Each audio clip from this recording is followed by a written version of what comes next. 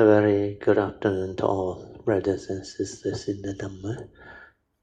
Today is 6 August 2023. It's a Sunday class. So we'll be continuing our sharing from this book, Understanding the Heart and the Mind. We are at page 39, which is the appendix page, where the outline short notes of what we have gone through or discussed is being developed. So this outline short note acts as a very good summary of what we have discussed on that day, 28 September 2018, Thursday class sharing. Okay, as usual, let us compose our mind, develop the faith, saddha, virya, then mindfully we shall proceed with the Puja chanting. Namo 本师释迦牟尼佛，南无本师释迦牟尼佛，南无本师释迦牟尼佛，南无观世音菩萨，南无观世音菩萨，南无观世音菩萨，南无阿弥陀佛，南无阿弥陀佛，南无阿弥陀佛，南无弥勒佛。南无弥勒佛，南无弥勒佛，南无普贤菩萨，南无普贤菩萨，南无普贤菩萨，南无地藏王菩萨，南无地藏王菩萨，南无地藏王菩萨，南无佛菩萨，南无佛菩萨，南无佛菩萨。อะระหังสัมมาสัมพุทโธภะคะวาพุทธังภะคะวันตังอะภิวาเทมิ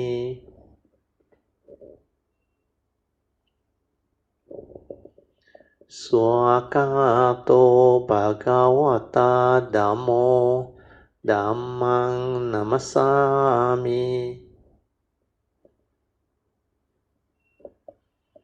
สุปฏิปันโนภะคะวะโตสาวกสังโฆสังฆังนามามิ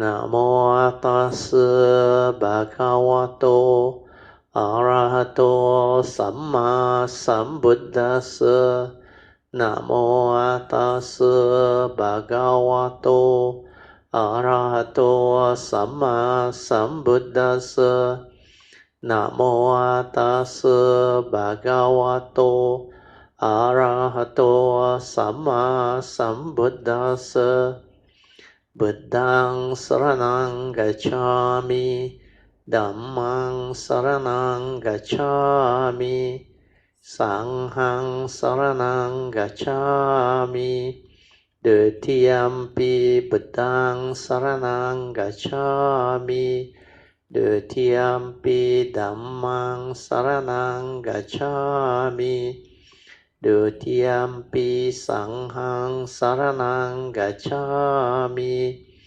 Tatiyampi Buddhang Saranang Gacchami Tatiyampi Dhammang Saranang Gacchami Tatiyampi Sanghang Saranang Gacchami Panati Pata Veramani Sikkhapadang Samadhiyami Adina Dana Veramani Sikkhapadang Samadhiyami Kamesu Miccācara Veramani Sikkhapadang Samadhiyami Musawada Veramani Sikkhapadang Samadhiyami Suramiraya Majapamadatthana Veramani Sikkhapadang Samadhiyami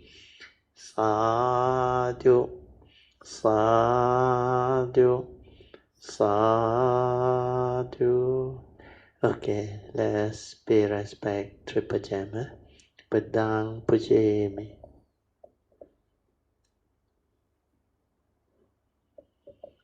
Dhammang Pujemi.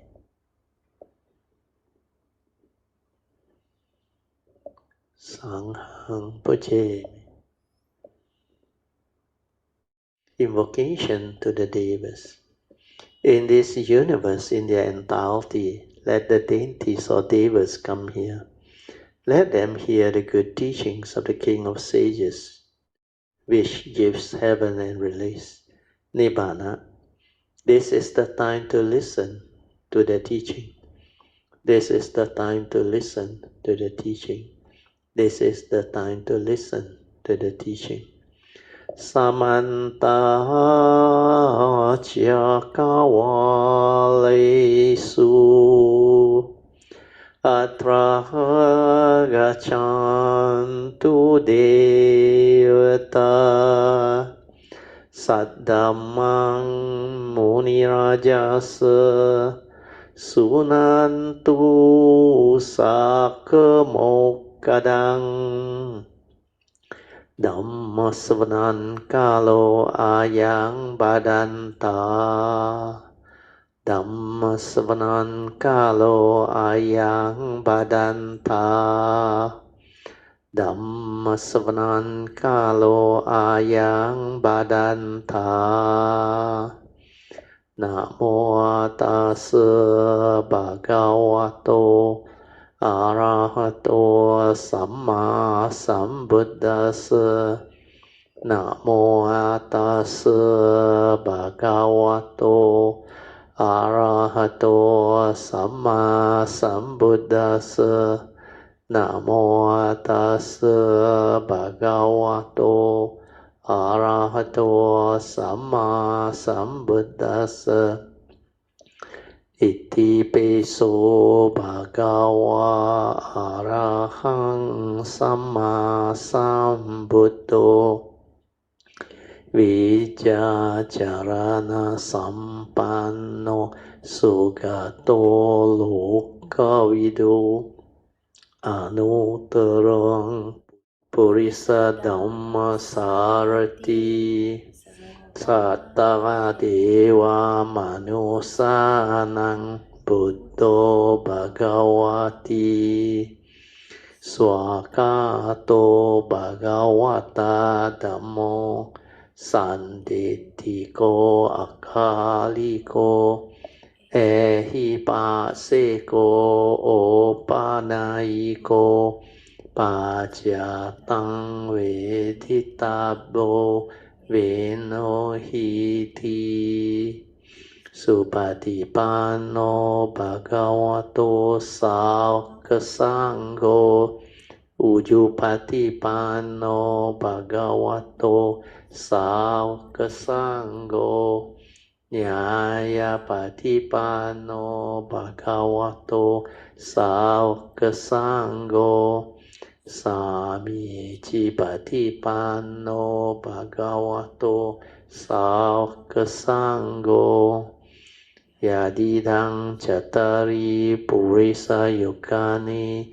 Atta Purisa Pugala Esa Bhagavato Sangho Ahuneyo Pahuneyo Dakineyo Anjali Karaneyo Anuttarang Punyang Ketang Lokasati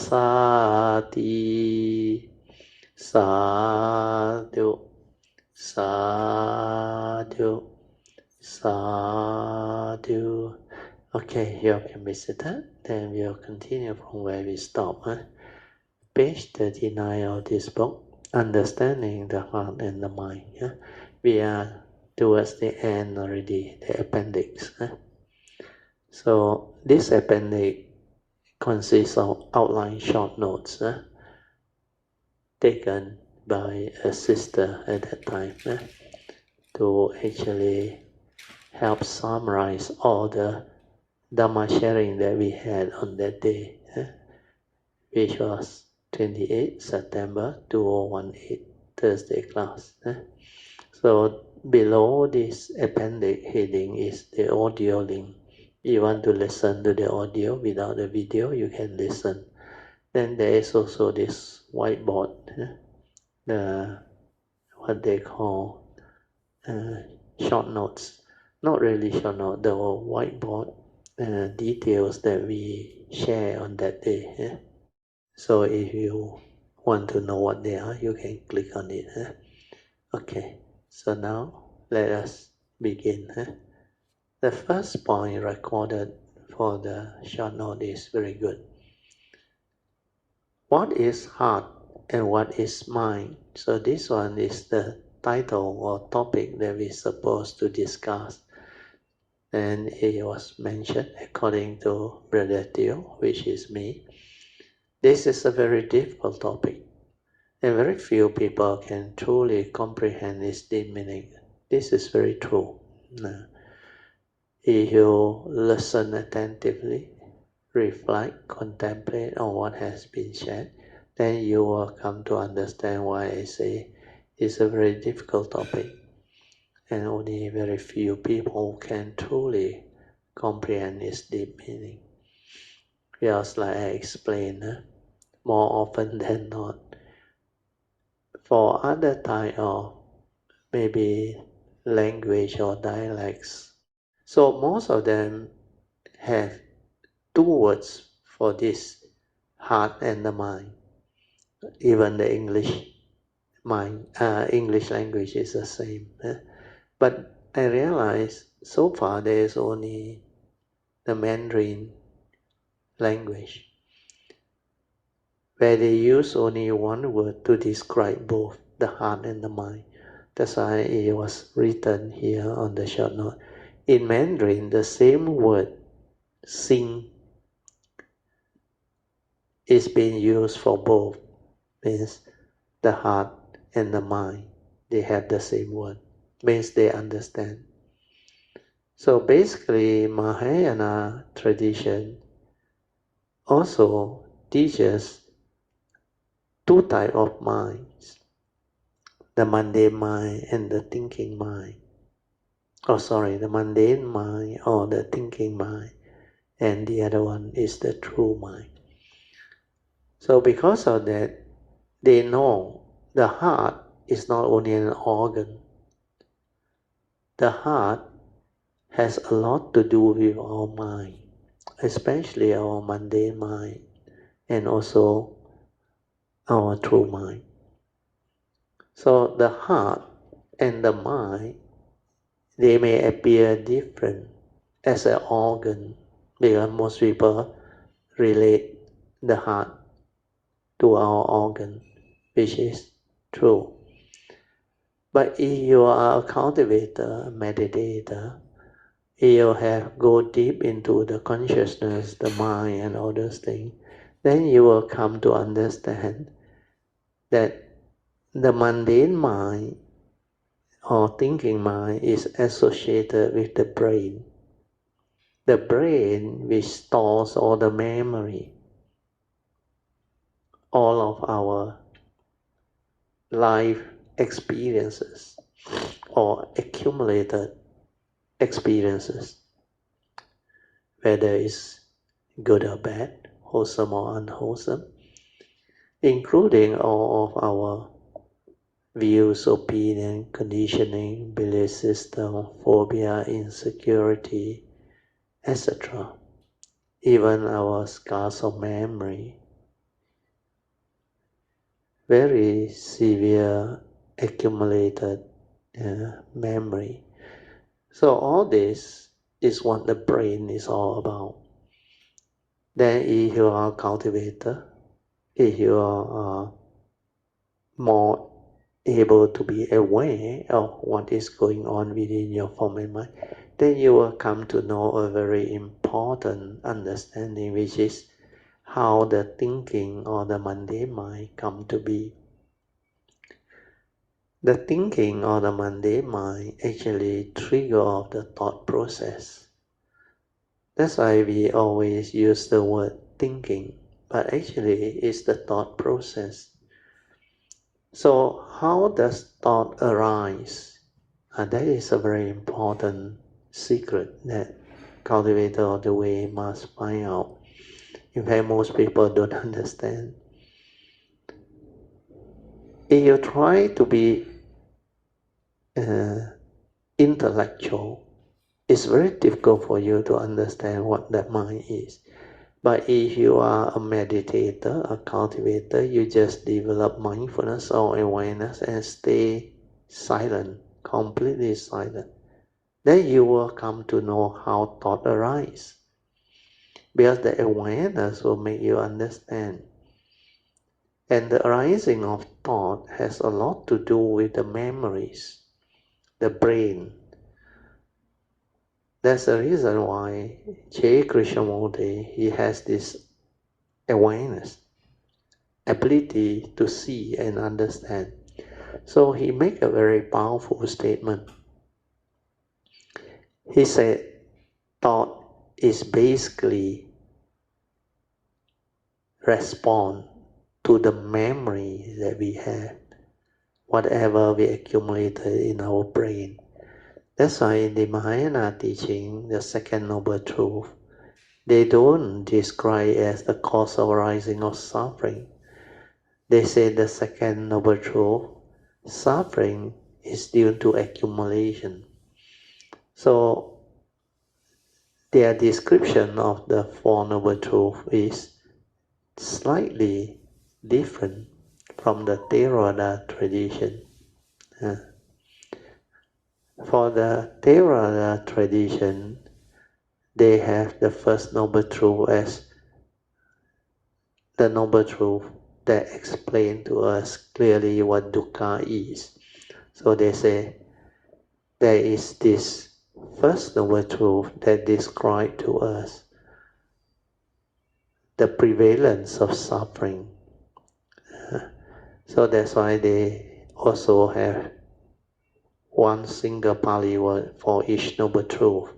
The first Noble Truth is dukkha, they say. Prevalence of suffering, how dukkha or suffering or unsatisfactoriness of mind arise. Then the second Noble Truth, they use another word. They say samudaya, means the cause of its arising.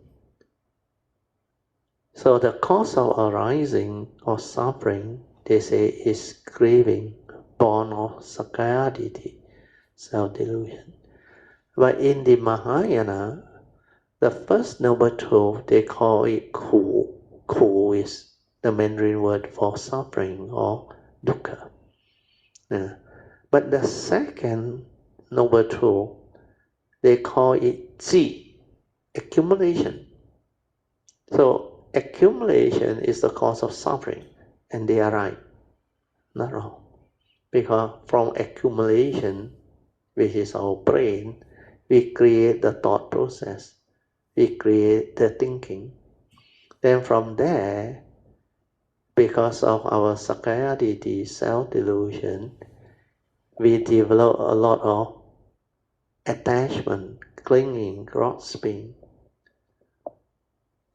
holding on to a lot of what they call phenomenal world that the mundane mind create for us, or the duality, everything.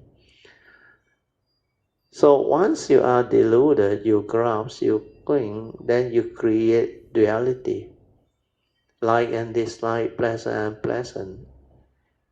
So all the evil roots of greed, hatred, and delusion are there, and that is the cause of arising of suffering. That's why accumulation is the cause of suffering, and they are correct. So this points out very clearly how cultivator of the way, the Mahayana, when they develop the cultivation, they have this understanding. Of course, the other third and fourth noble truth is the same. Dukkha, samudaya, nirodha is cessation. Then Magga is the path, the noble eightfold path. So Mahayana also similar, the third and fourth noble truth.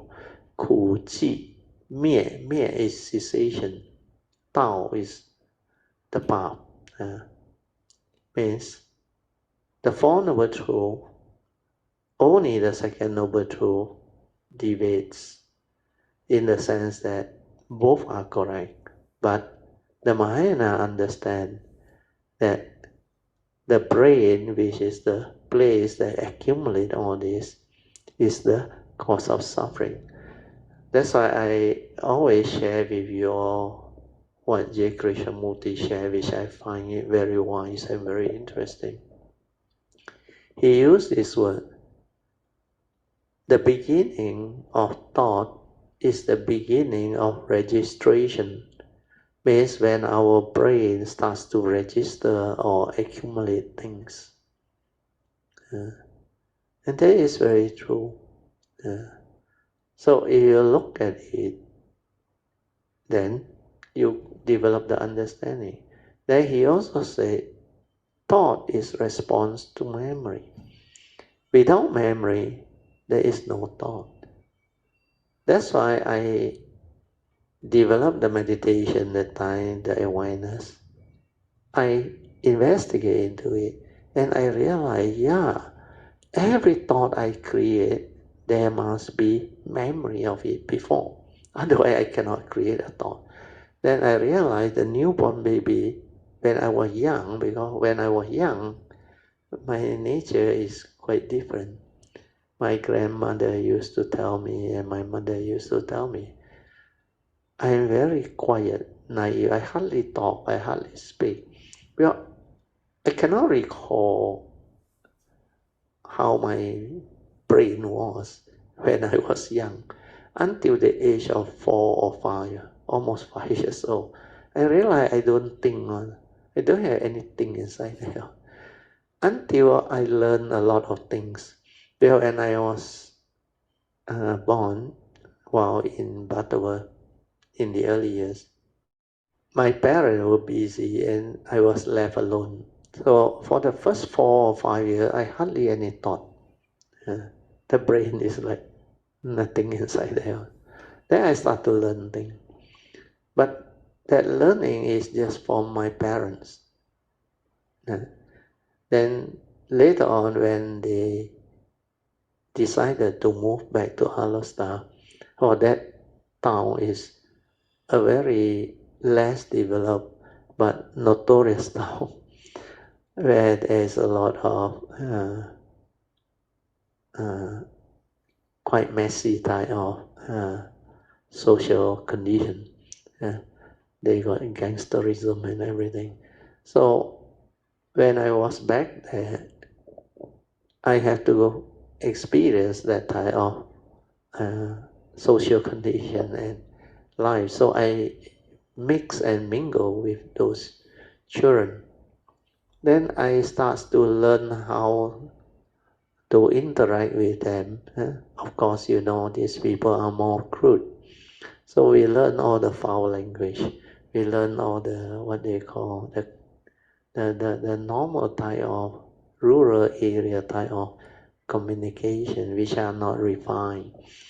Then I got like conditioned into that life. And then only I realized I start to have memory. I start to interact with people, have relationship. Or that starts to know a lot of things. But all these are the thought process, which I didn't know until later on when I grew up and I developed the meditation. Then I recall my childhood days. I saw the photo that my parent or my father took me to the studio to take when I was only 2 years old. I look at that picture, the photo, I can see the sincerity, the naive nature, and the cheerful, that mind, which is very natural. And straight away, I knew what that thing was. So all these are like meant to be for me to understand. That's why when I heard what Krishnamurti say, the beginning of thought is the beginning of registration, my nature like rejoice, open heart. I say, how can a human being understand all this? Because I already knew what it is, but I cannot put it into words. Then when he mentioned the beginning, thought is respond to memory. Wow, that one is even more beautiful, more joyful. Then I knew from that moment onward, but by then I already meditated. It was around 1989, I already knew the Dhamma. Then I was telling my wife, I say a lot of cultivator all the way, the Buddhist community, including of course the monks and all things, most of them are trapped in memory, trapped in thought, where they commit a lot of things to memory, the chanting, everything. So what they learn is scholarly, theoretical Dhamma, knowledge-based Dhamma. So all this, my understanding starts to shift, because when I saw that, I knew, yes, nothing to do with memory. The understanding of it is an understanding born of direct seeing, awakening, or what we call wisdom. That's why I came to know later on what the heart is and what the mind is through meditation. Then I investigate, I check. I realize the heart there is emotional. No? When I am affected by like something when I was young, whether it's unhappiness or sadness or fear. I remember fear. The first thing to arise is fear appear at the heart area. No? Especially when I was young, I don't know. Suddenly the lightning was so loud. Or there is a unknown vibration happening. Then I realized that fear arises at the heart area. Then later on, as I grew up, I realized the emotion, whatever emotion I have, whether it's joyful or whatever, is always at the heart area. But the thinking is always at the brain there. Then I realized the senses, they are all around the brain there. Because this is to enhance the thinking, sankhara sanya. So that is where thought are produced, and thought is mundane mind, thinking mind. Then the heart is where the emotion is. Whatever you think, it will condition your mind state. So that mind state at the heart is also a mind. There is a mundane mind. And that mind, they have a center. It is at the center there, the emotion. That's why a lot of our race, the Chinese race, our dialect always say heartache, symptom. So that emotion, the ache or whatever, that heart attack or whatever, is always from the heart there. Then later also I came to understand through the meditative training that there is a gateway to my nature. It's also at the heart there. Then in between, I also came to know there is like another mind, which is not the mundane or thinking mind, which is the byproduct of the brain and memory. That one is like opposite of it. It is like a conscience. It suddenly prompt you, this is not right. And then when the brain take over, it justifies and you go back to the old way. But that first instant, before your brain or memory or mundane mind conditioning tell you, that one is your true nature. that actually is the conscience that can detect. So that's why that understanding allow me to share this particular topic with you all. Okay, now we go back to the short notes. Then I read again, you understand. What is the heart and what is the mind? According to Brother Theo, which is me, this is a very difficult topic, and very few people can truly comprehend its deep meaning. In Mahayana, the same word, sing, is being used for both the heart and the mind. So Mahayana teaching or tradition teaches the two types of mind. We have a mundane mind and we have the true mind. Then the second short note is also very beautiful. Sincerity is related to the conscience. When there is no cunningness, no evil roots of greed, hatred, and delusion, you have what we call sincerity. When this mind has sincerity, it is like the conscience. We got no cunningness, no negativity. The heart as an organ is special, like I explained just now, as it is related also to the conscience. Reason why true cultivators of the way always say, follow your heart, not your deluded thought or mundane mind. Whereas our mundane mind, before we have the Dhamma understanding, the awakening, the enlightenment, the wisdom, is always with the evil roots of greed, hatred, and delusion. So if you act according to memory, it's like you are not acting at all. That's why I came out with the understanding. You cannot act according to memory. Acting according to memory is not acting at all, but that is based on delusion. So here is very beautifully described. Reason why true cultivators of the way always say, follow your heart and not your deluded thought or your mundane mind, which is full of all those psychological memory or rubbish, including your fear, worry, anxiety, sorrow, lamentation, insecurity, phobia, scars of memory, etc. Then the next point is also very beautiful. The heart is where the seat of consciousness resides. This one you will also come to know you are a cultivator. Well, I realize this heartbeat, the pounding, is something beyond us. Then later on, when I was mindful, aware, silent, I can stay with it. Then I came to know how this one is also, the pounding also depend on our mind state, our mood, our emotion.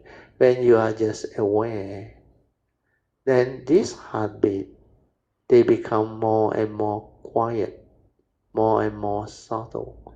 Then it can slow down until finally, like no more heartbeat. No more heartbeat is, there are two stages. The first stage is like the normal pounding, the gross one gone. Then it becomes very subtle, very fine. Then it reaches a stage where you can hardly feel it. You can hardly feel it. Then of course, if you continue to refine upon it, develop the awareness-based meditation, then you will come to understand a lot more about that nature. But that one actually is the seat of consciousness. From there, our heartbeat arises. So this heartbeat, the pounding, actually come from somewhere. Is dependent originating. There is a source behind. And it's from our karmic nature, that karmic force. That karmic force is the one that actually trigger off the pounding. That's why sometimes they call the destructive karma, when it karma is strike, the karmic force no more. Then you like suddenly dead because the heart cannot pound. You like have a heart attack, you collapse and all those things. So it can be due to your life force is already up, means your karmic force no more. So they call it, it does not calm and pound your heart anymore. They call it destructive karma. Means at that time you cannot continue with your life force to pound the heart and to live the human life. So it's also described in the teaching. When you have this, they call it, just how I use the word, destructive karma. It will trigger off and cause the life force to stop. But most of the time, human being, there are other factors. If it's not the destructive karma, means you don't take care of your physical body, then you may also incur heart attack, like artery block, or your heart muscle has failed and all those things. Then because of that, the organ is not in a functioning manner, like a car. Like a certain part of the car, if it's not properly in a functional manner, then the engine cannot start. It's like last time spark plug. If that one doesn't create the spark, then it cannot start the engine. Then sometimes your battery no more, the engine also cannot start. And sometimes because of certain moving part within the car engine that has actually broken down, or its lifespan is real, then also the car cannot start. Even you can be a F1 driver, very good, but it just cannot start. So your physical body is the same. If all the organs are in place, it can actually trigger off what they call the life force, or we call it the heartbeat, the pulse of life. And this is the one that actually sends the blood, pumps the blood all over the system to nourish our organ. So through the artery, they go to the various parts, including our brain. That's why wherever there is this blood, you can develop consciousness. Except the what they call the nervous system, the senses, I will say, that one is needed to trigger off the pain or whatever nerve response. So our human body is actually very complex, very unique, and very beautiful. So if you are a cultivator, if you are aware, then as you live life, you experience all this, you develop a lot of understanding. I can tell you, and this is a field that can be very, very interesting, very amazing too. That's why awareness can make us sensitive, heightened. Then we can understand a lot of things. That's why I say after that, you develop the awareness-based meditation, you can come to know who are you, what are you, and how you function as a human being. Then you want to know whatever inside your human body or brain, you can just silent and develop awareness there. Then you can know what is happening inside there. So this is what cultivation is all about. Developing understanding through the direct experiencing of what is happening inside through our awareness, not through our thought process, where the thought is limited. The thought, which is dependent originating condition arising, has nothing to do with this nature within, or what we call our awareness nature, our true mind. Our true mind is really, really very much more supreme. That's I thought is actually not only respond to memory. The mundane mind is the byproduct of our true mind. From the true mind, the thinking arises, the mundane mind. Because this is the energy, the life force and all those things that pumps and trigger all and can give rise to consciousness. That's why consciousness is from that nature, the awareness. The first thing to come out is the pure awareness. Then from there, it triggers off the pure consciousness, where we have our senses. That's why we can become conscious. Conscious before the knowing. We can become conscious, like the Buddha said, in the seeing, there is only the seeing consciousness. No one to see as yet. So the ability to be conscious is the pure consciousness that has come out of the pure awareness to become conscious. So we can become conscious of life. Then conscious of what we see, what we hear, what we smell, what we taste, what we tactily feel and think.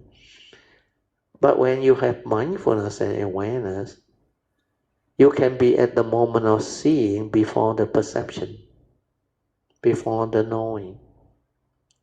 You can be in the pure awareness, like the Buddha said, the pure seeing. In the seeing is only the seeing consciousness. No words, no concept, no one to see as yet.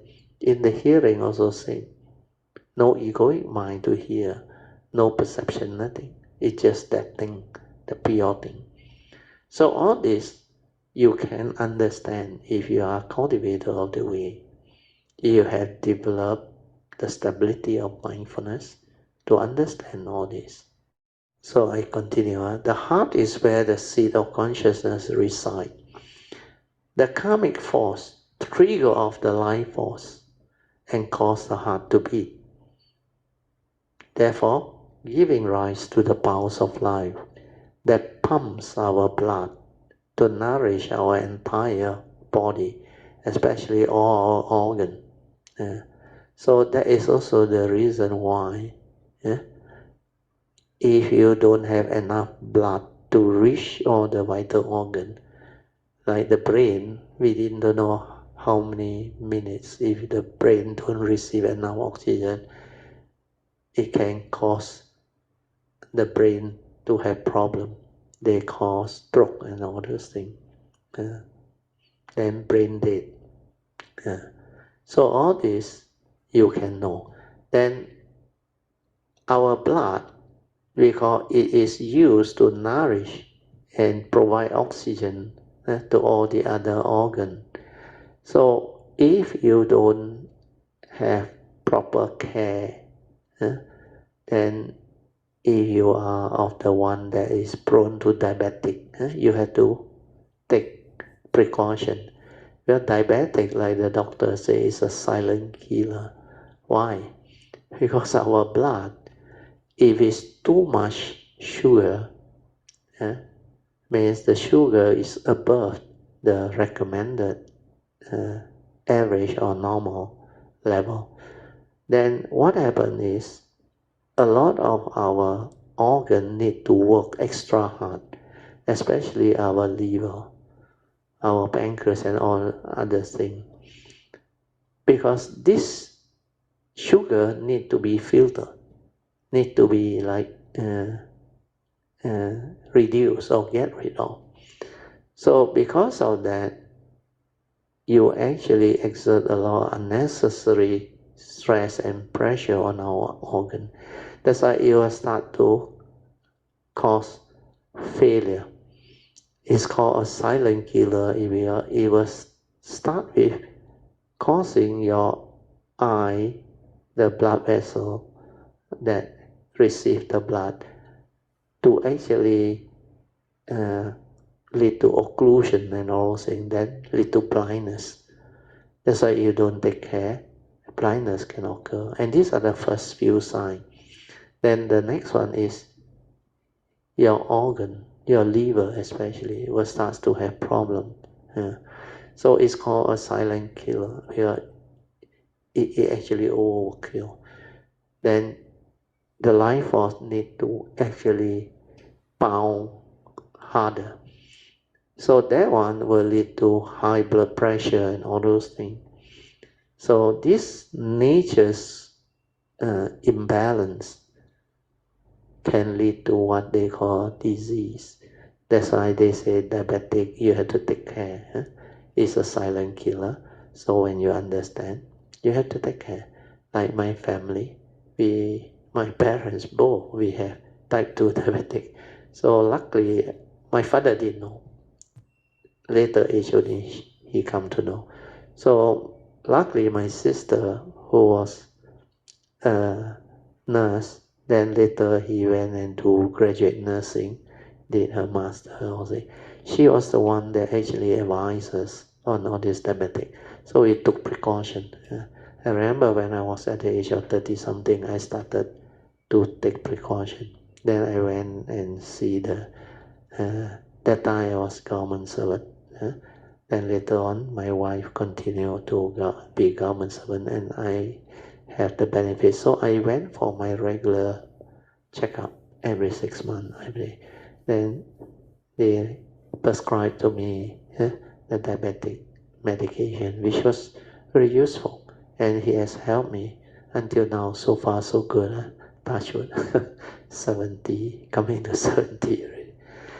So this is what understanding can bring forth the different. Okay, sorry, come back to the notes. The karmic force trigger or the life force means this one from our karmic nature. That life force, or we call it the karmic force, that give us that life. That's why we call it the life force, and cause the heart to pound or beat. So this gives rise to what we call the powers of life, how we become alive, how it animates us into a living being. So this powers of life or heartbeat pumps our blood to nourish our entire body, the organ, the brain, the eye, every part of it.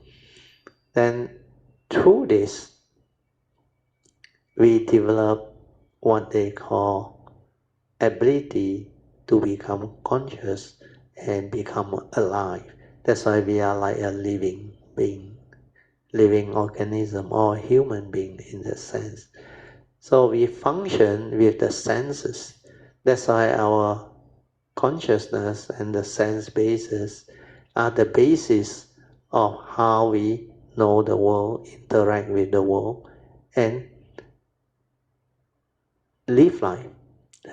So without the senses, the physical body, without the life force, which is the consciousness and the mind, we cannot trigger off what we call the sixth type of consciousness to allow us to be conscious of life, to live life, to go through what we call that experience that are possible in life, like be conscious of what we see.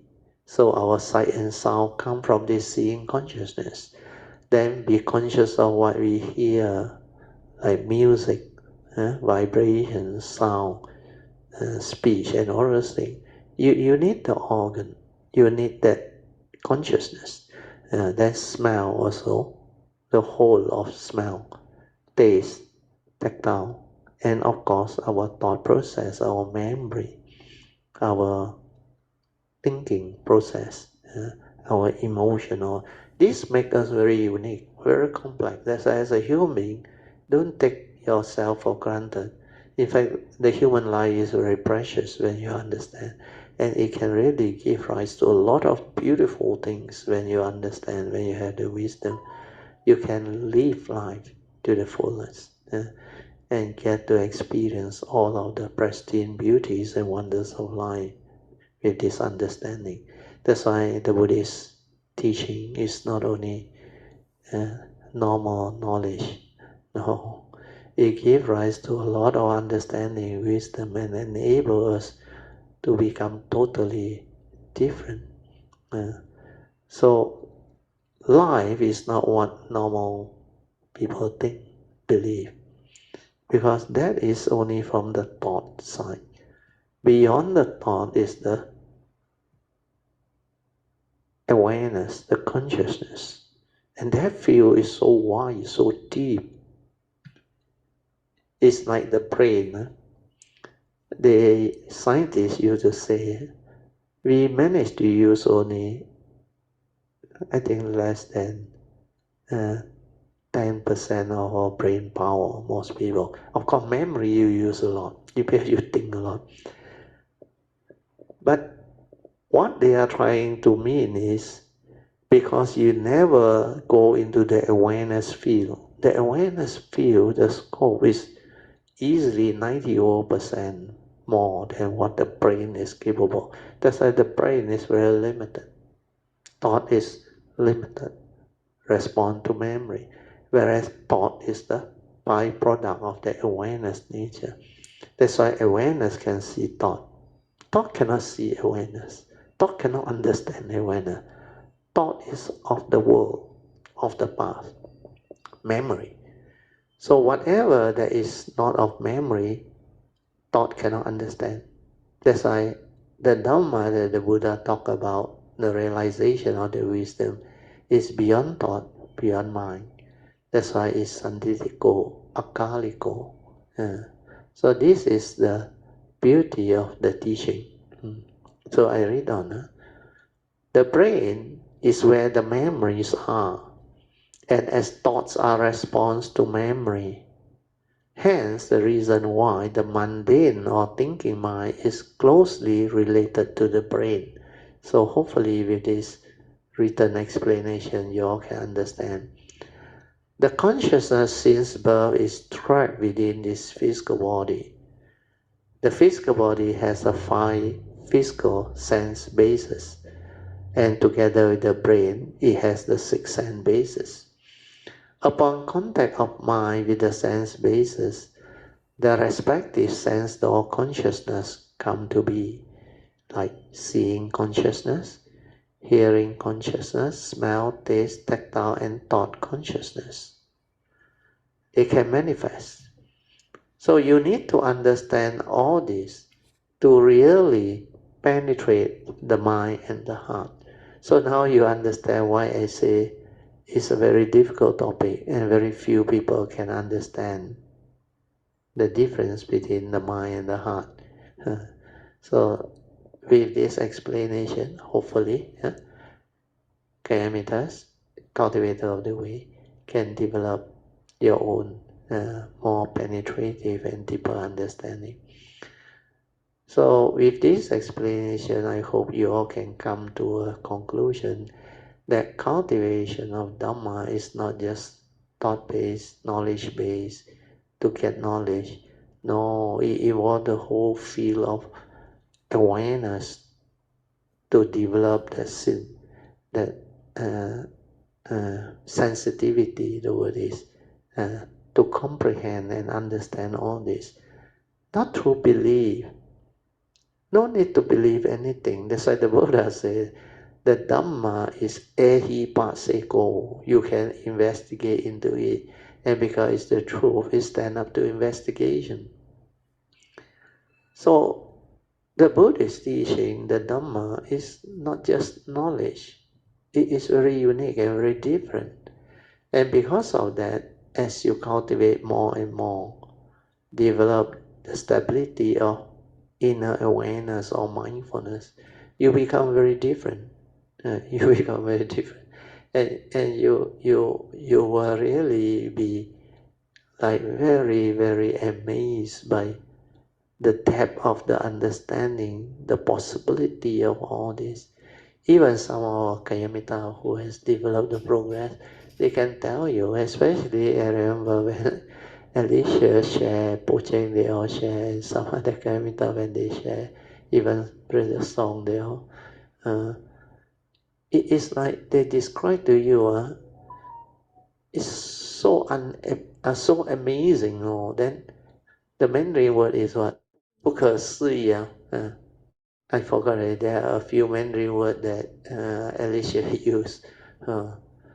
It's like very amazing that you never believe such understanding is possible.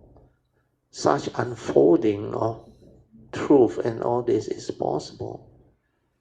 That's why this teaching is very unique, very amazing, and very special. That's why the Heart Sutta say, when you realize true emptiness, means the Dhamma, the profound true emptiness, life become wonderful.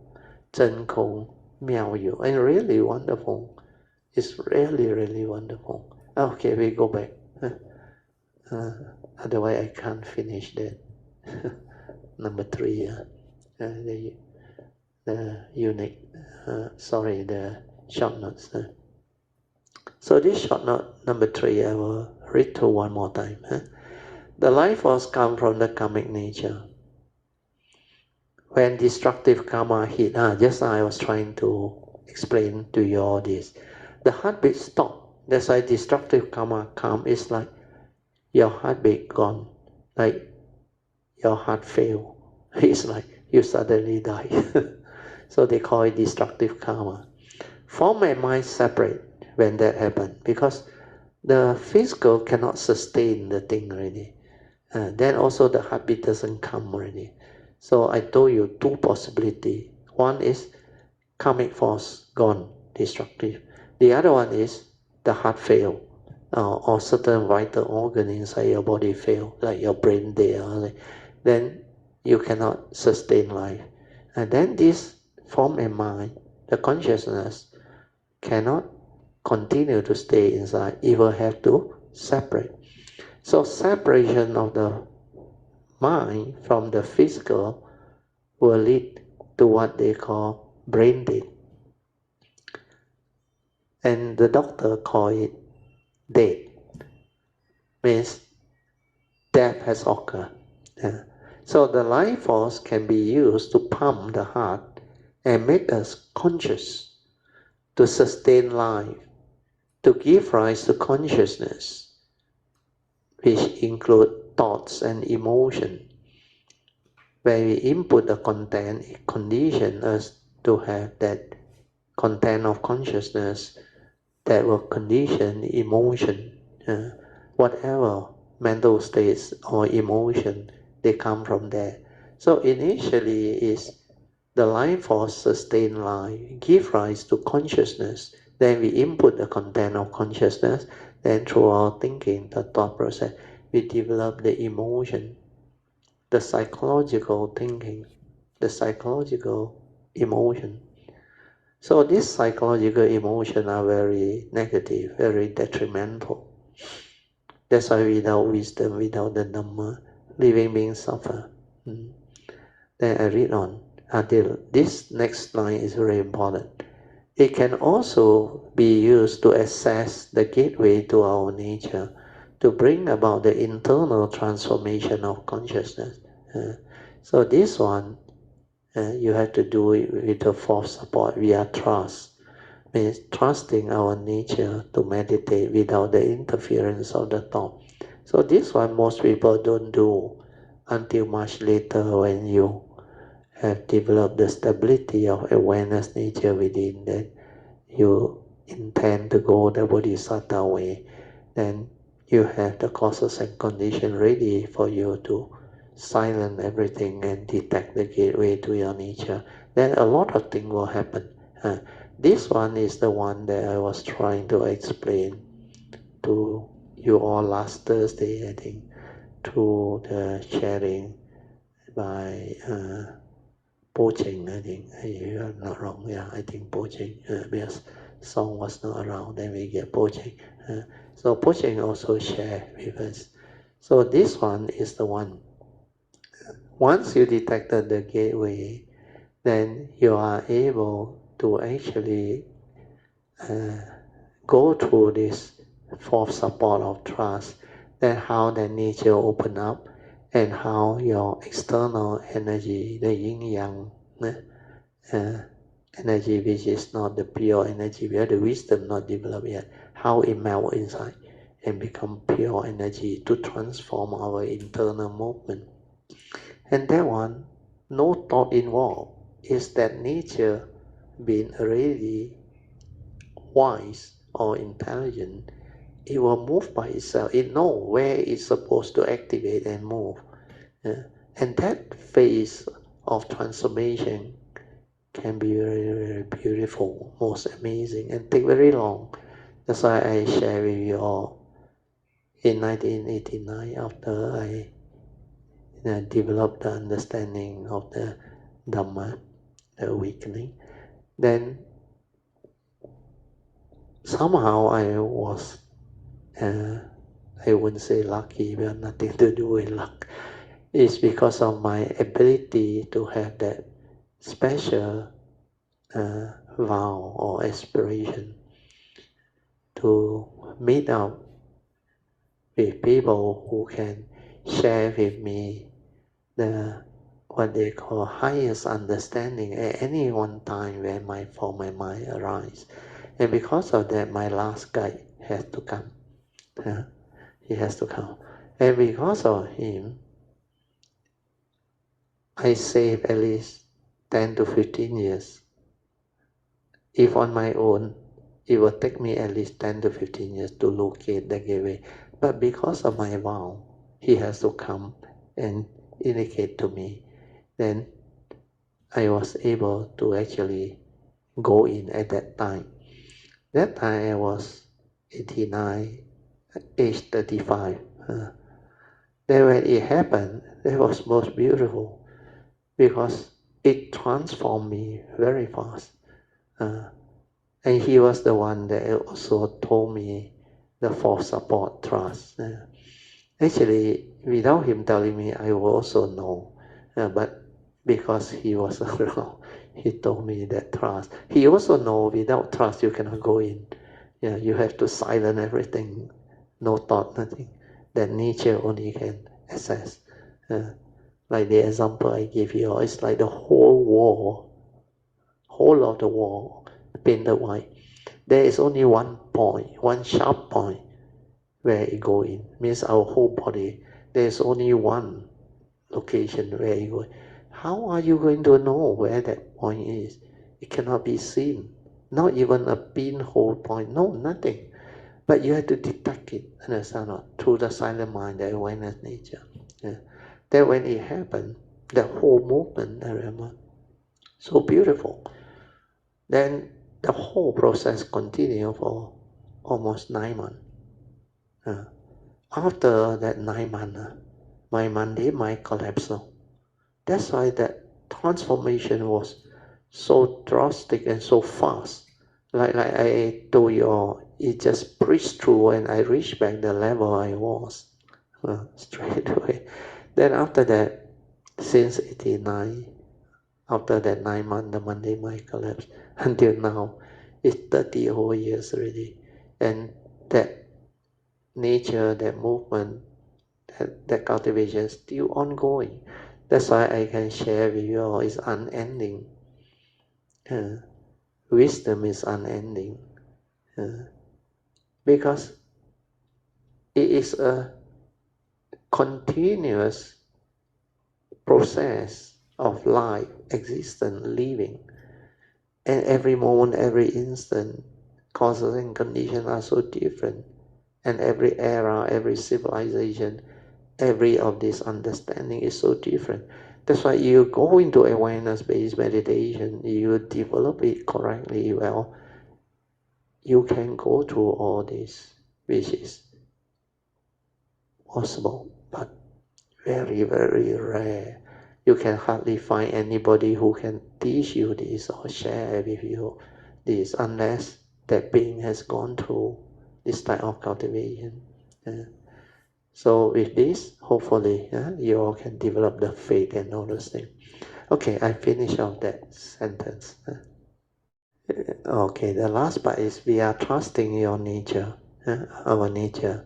to meditate without the interference of thought. Means no thought involved one. That nature activate itself and move. Then wherever it's supposed to, like, because our whole body is full of this, what they call nervous system. They call it the parasympathetic nerve. Then everywhere they are. Then this pure energy, after the yin and yang melt inside, it can actually move on its own. Then it will activate, and whatever that need to be activated and make sensitive, it trigger off. Then the byproduct is pure gas, no smell. Very interesting. And you can know a lot of things. Okay, I will read on maybe number 4. The 3 things that sustain human life are, I told you, everything is dependent on the originating condition, right? Even this physical body, the human body of ours, the human mind. The so-called 5 aggregate of form and mind, the living being, and the thought process. You need these 3 conditions to sustain the human life. First, there must be a consciousness within your physical body. Means since birth, the rebirth consciousness that come in, then evolve and become a very complicated, what they call bundle memory of consciousness. So that consciousness is there. Then you have the physical body that is functioning. Then you have the life force, the karmic force that come and pump and trigger of the heart. And these 3 develops the condition for that so-called living being or human being to become alive. That's why it can animate our form and mind into a live human being. So hopefully this one can help more people understand.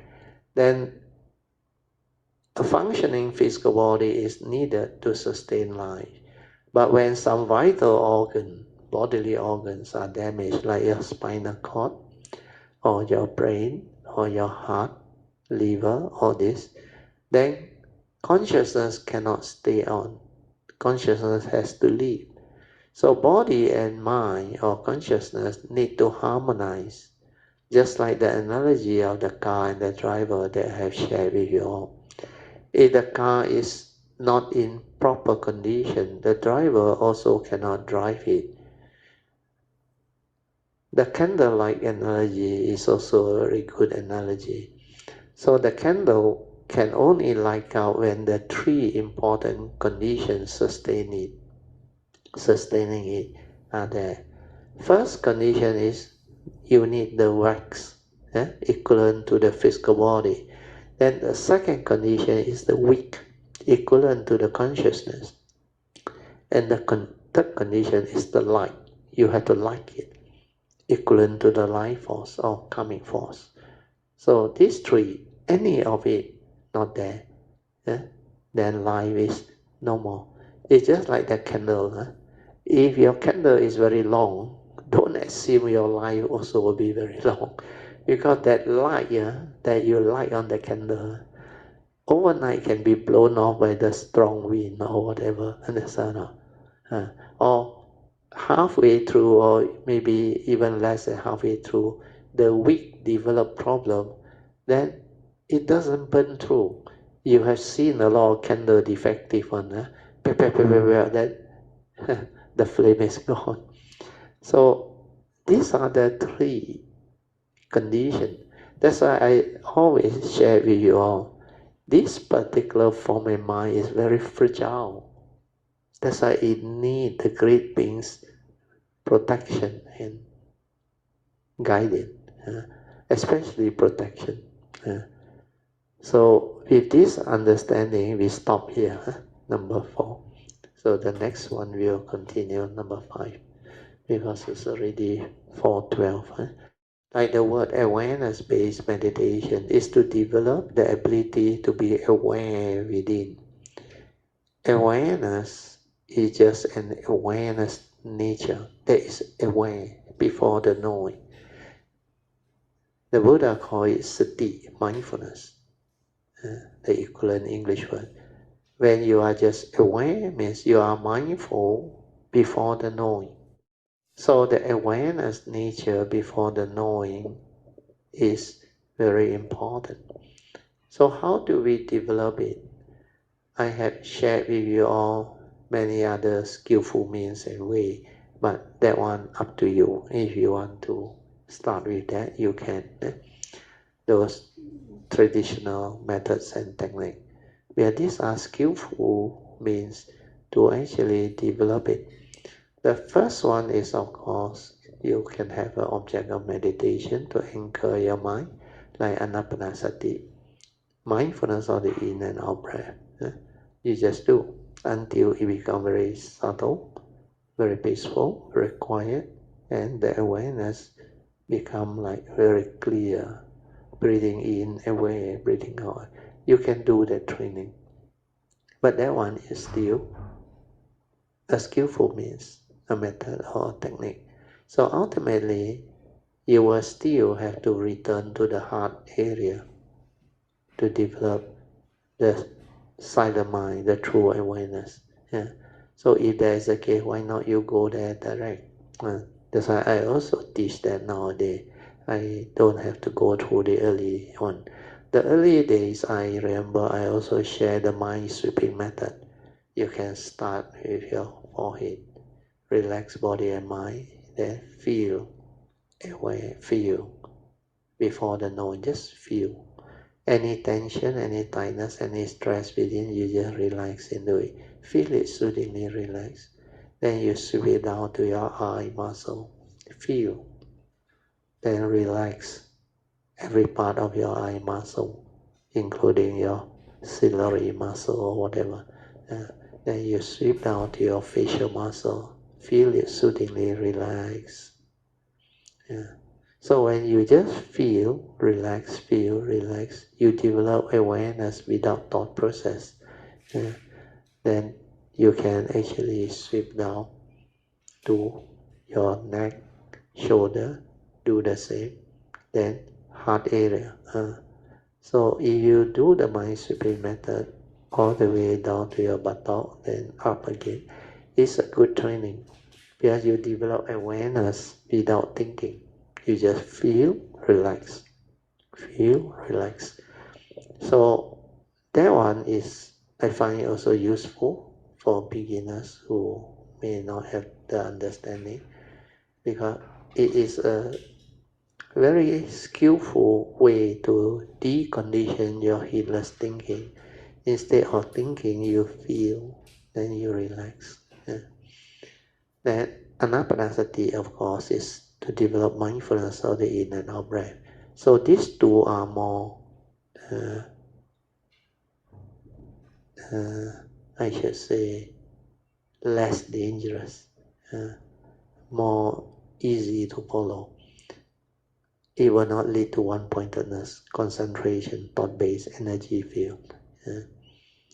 So compared to the other 40 meditation objects, that one all involving energy, focusing, concentrating, jhanic factors and all those things. So no need to go through that. What you need is either mind sweeping method and straight away go into anapanasati, or you can combine with loving kindness, metta, the metta bhavana that I had taught you earlier on. Then you visualize yourself facing a mirror, radiating a radiant smile. Then you recite, may I, this body and mind of mine, be well and happy, well and happy. As you recite, you feel the well-being and happiness within you, the mind state. Then you continue. May it too be free from all suffering, free of all enmity, ill will, and may it be untroubled.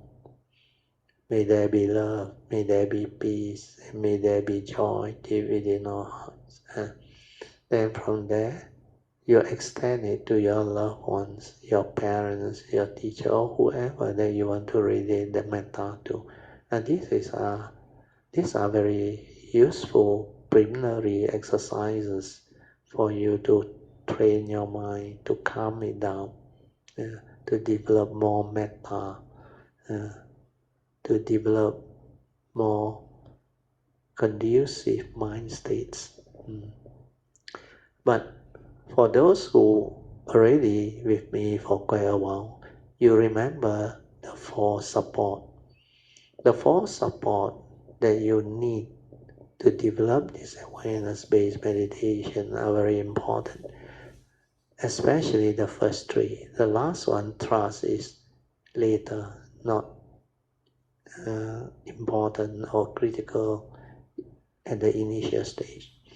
So the first three support, remember, first one is relax, completely relax body and mind.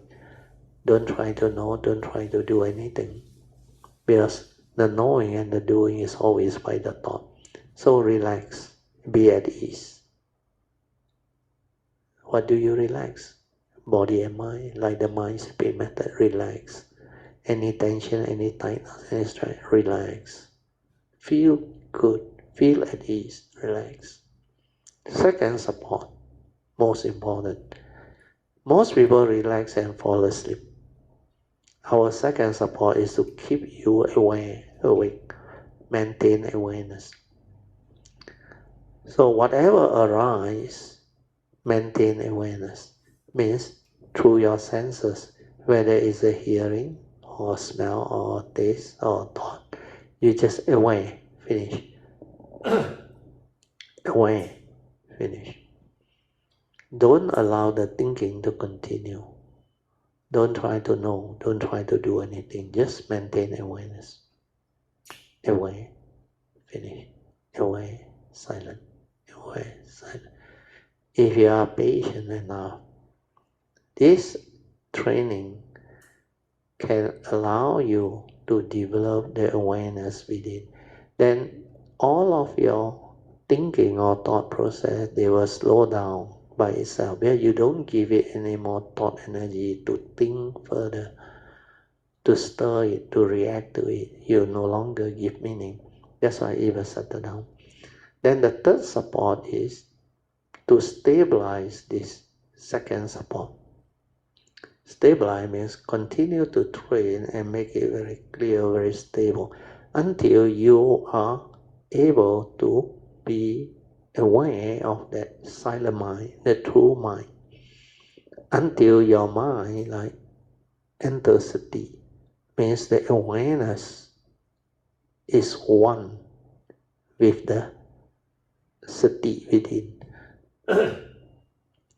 Then the awareness becomes very quiet, very still, until no thought, completely no thought, but it's a free mind without thought.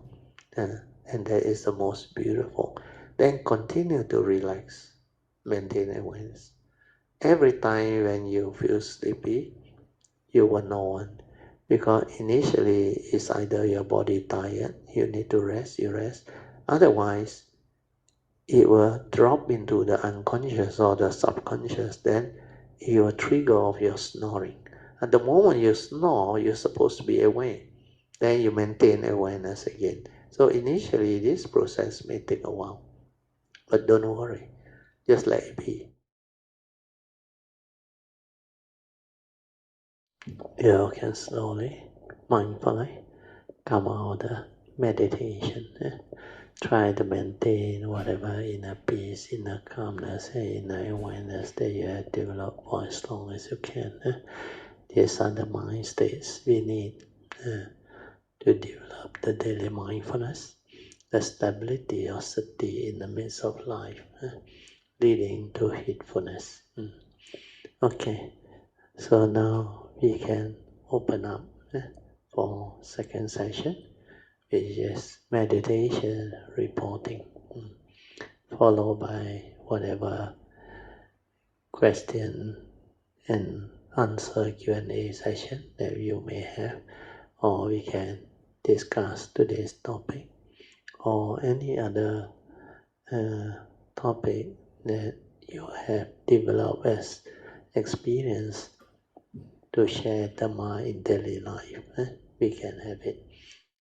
Hello, Amitofo, Brother Teo, Mrs. Teo, and all Kayamitas. Brother Teo, maybe I share a little bit about my experience first. Yeah. That will be good. Okay. Yeah. So it's about maybe it's about my test. Brother Teo, this is a test that woman has to do. Oh, And good. yeah. So it's I would say not comfortable kind of test, Brother Teo. Yeah. Because woman is subjected to many type of tests on a regular basis. Correct. So Yes. one of the tests that I have recently done is the mammogram. Yes. So You this told us before, I think. did I tell you before? No. You went through that test that time, I think. I don't know what test was it. I remember you mentioned you had to undergo some test. Blood test. That was a blood test. Yeah. Yes. So this one is mammogram. Yeah. Yes, this one mammogram. Because mammogram, for me, I fear of pain. Oh, I no fear of wonder. pain. Yeah. I was Yes. told by my wife too. Quite painful one. They press the thing. Yes. So maybe I just explain a little bit of my experience about this test.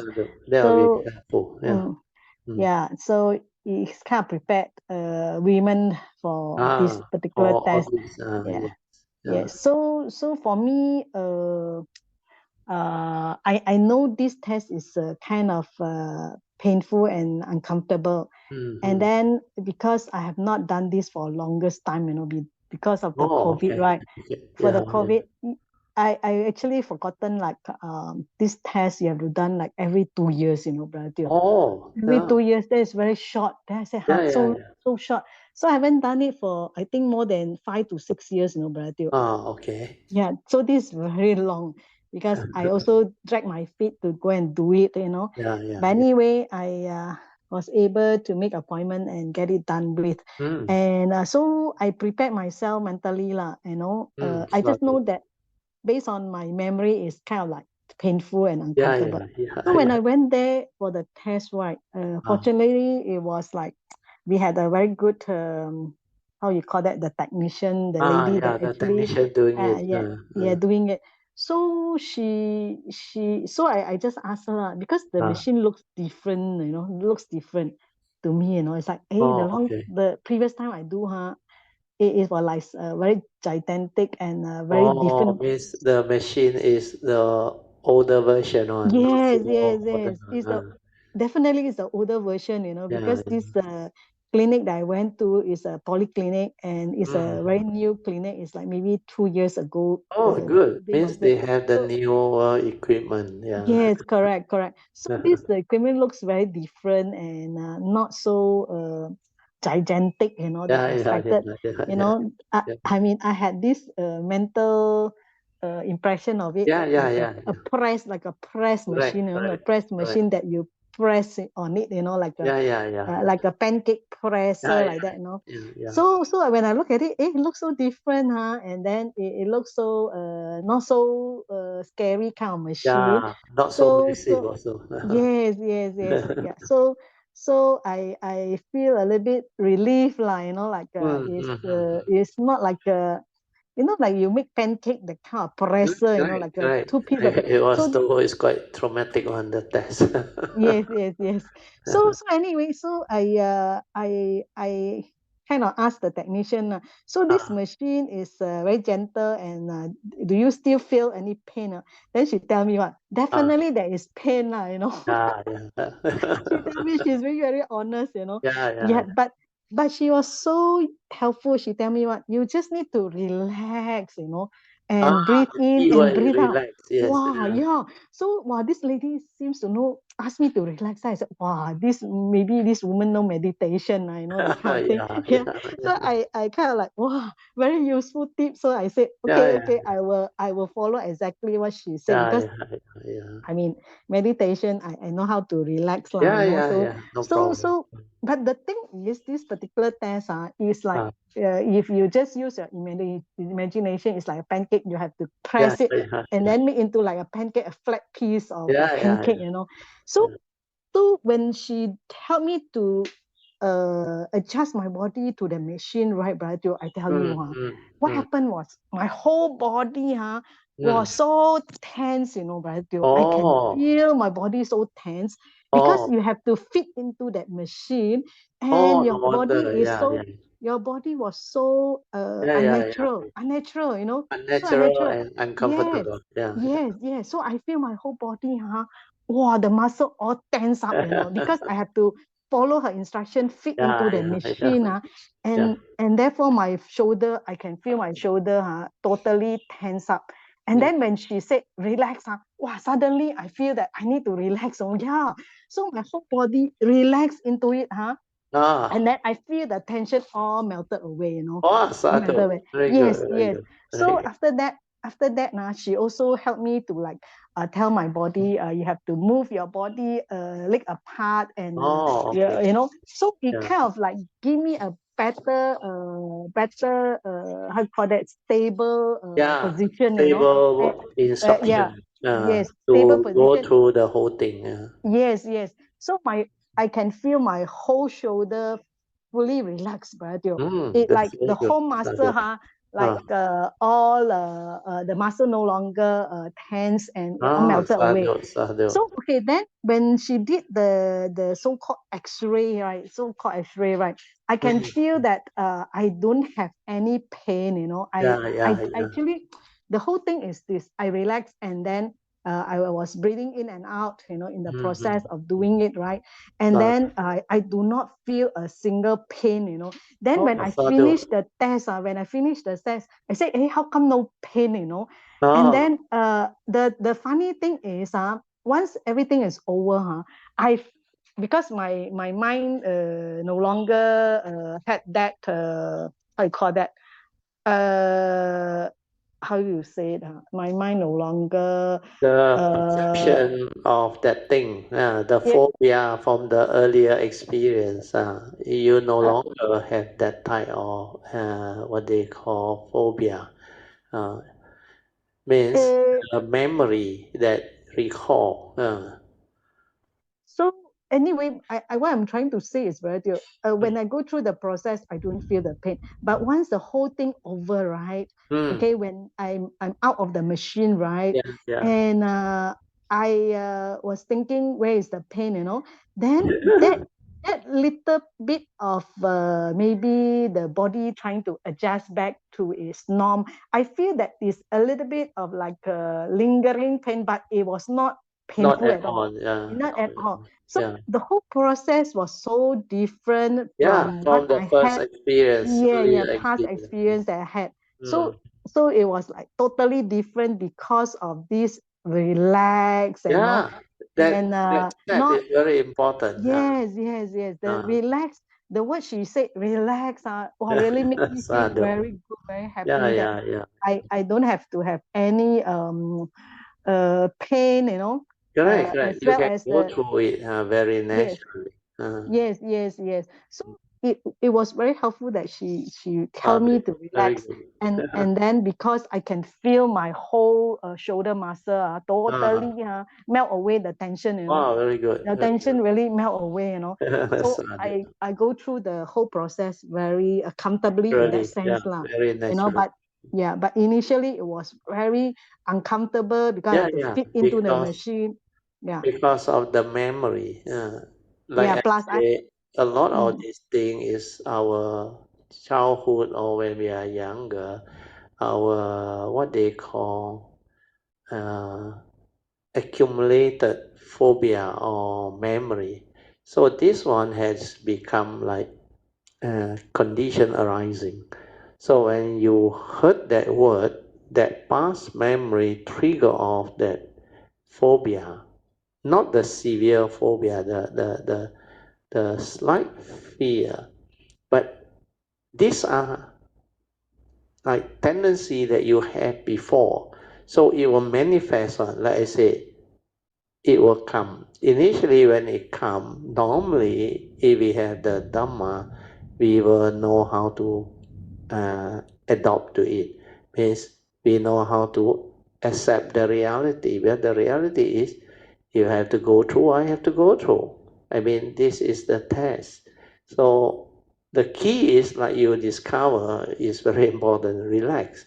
Whatever in life, you must come to terms with the reality, then be at peace, relax. Don't panic, don't worry, don't allow the past perception or past phobia, no matter how is it like.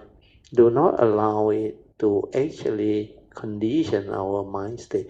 Otherwise, like what you experience, you suddenly, because of that phobia or the fear, it become tense. Then especially the machine is different, newer and smaller, then you like forcing yourself to go into it. But when she mentioned that word relax, actually you already know how to relax. Then that word itself trigger of the new understanding and condition for you to be in that state of relax. And then that's why everything like melt. You use the word, all the tension like melt away. And that's how your body become natural again, become very relaxed, very peaceful. Then it can undergo and endure whatever that arise. So later on, as you go through more and more of this, you will develop better understanding. Then under whatever circumstances, you know how to relax on. Like last time I shared with you all, there was this guy who liked to do Tai Chi and move people around one. PK's master or friend, I forgot already. So I was in Taman with him morning walk. Then he was moving a few of them, all of them scared of him. Then he saw me standing there. I was standing there like normal, didn't feel like affected or what. Then he said, come, you come. Then after he moving, he was so surprised. He asked PK, who is he? How come he's so flexible? He said, he like, whatever he do, I follow his motion. Just like specific phenomena aware, I move with him. I didn't resist. Then PK told him, he is Brother Teo. He is the one that taught us meditation. Oh, is it no wonder? So you will know how to develop that ability to relax as you go through all this. Well, you need what they call real life experience to actually root out all this so-called habitual tendency or phobia or whatever that has developed from the past. Then it will slowly, like through the understanding, develop better and clearer understanding of what memory is, what the perception is. So even the past memory of what that condition used to be like have very strong power over living being. As cultivator of the way, because we know how to relax, so you need to be reminded of that process of relax. But for me, it has been so long. That's why, because of that, I know how to relax. So I know how to endure. Even like jab you, they take blood from you. Because of the young day, we really scared of the needle and all those things.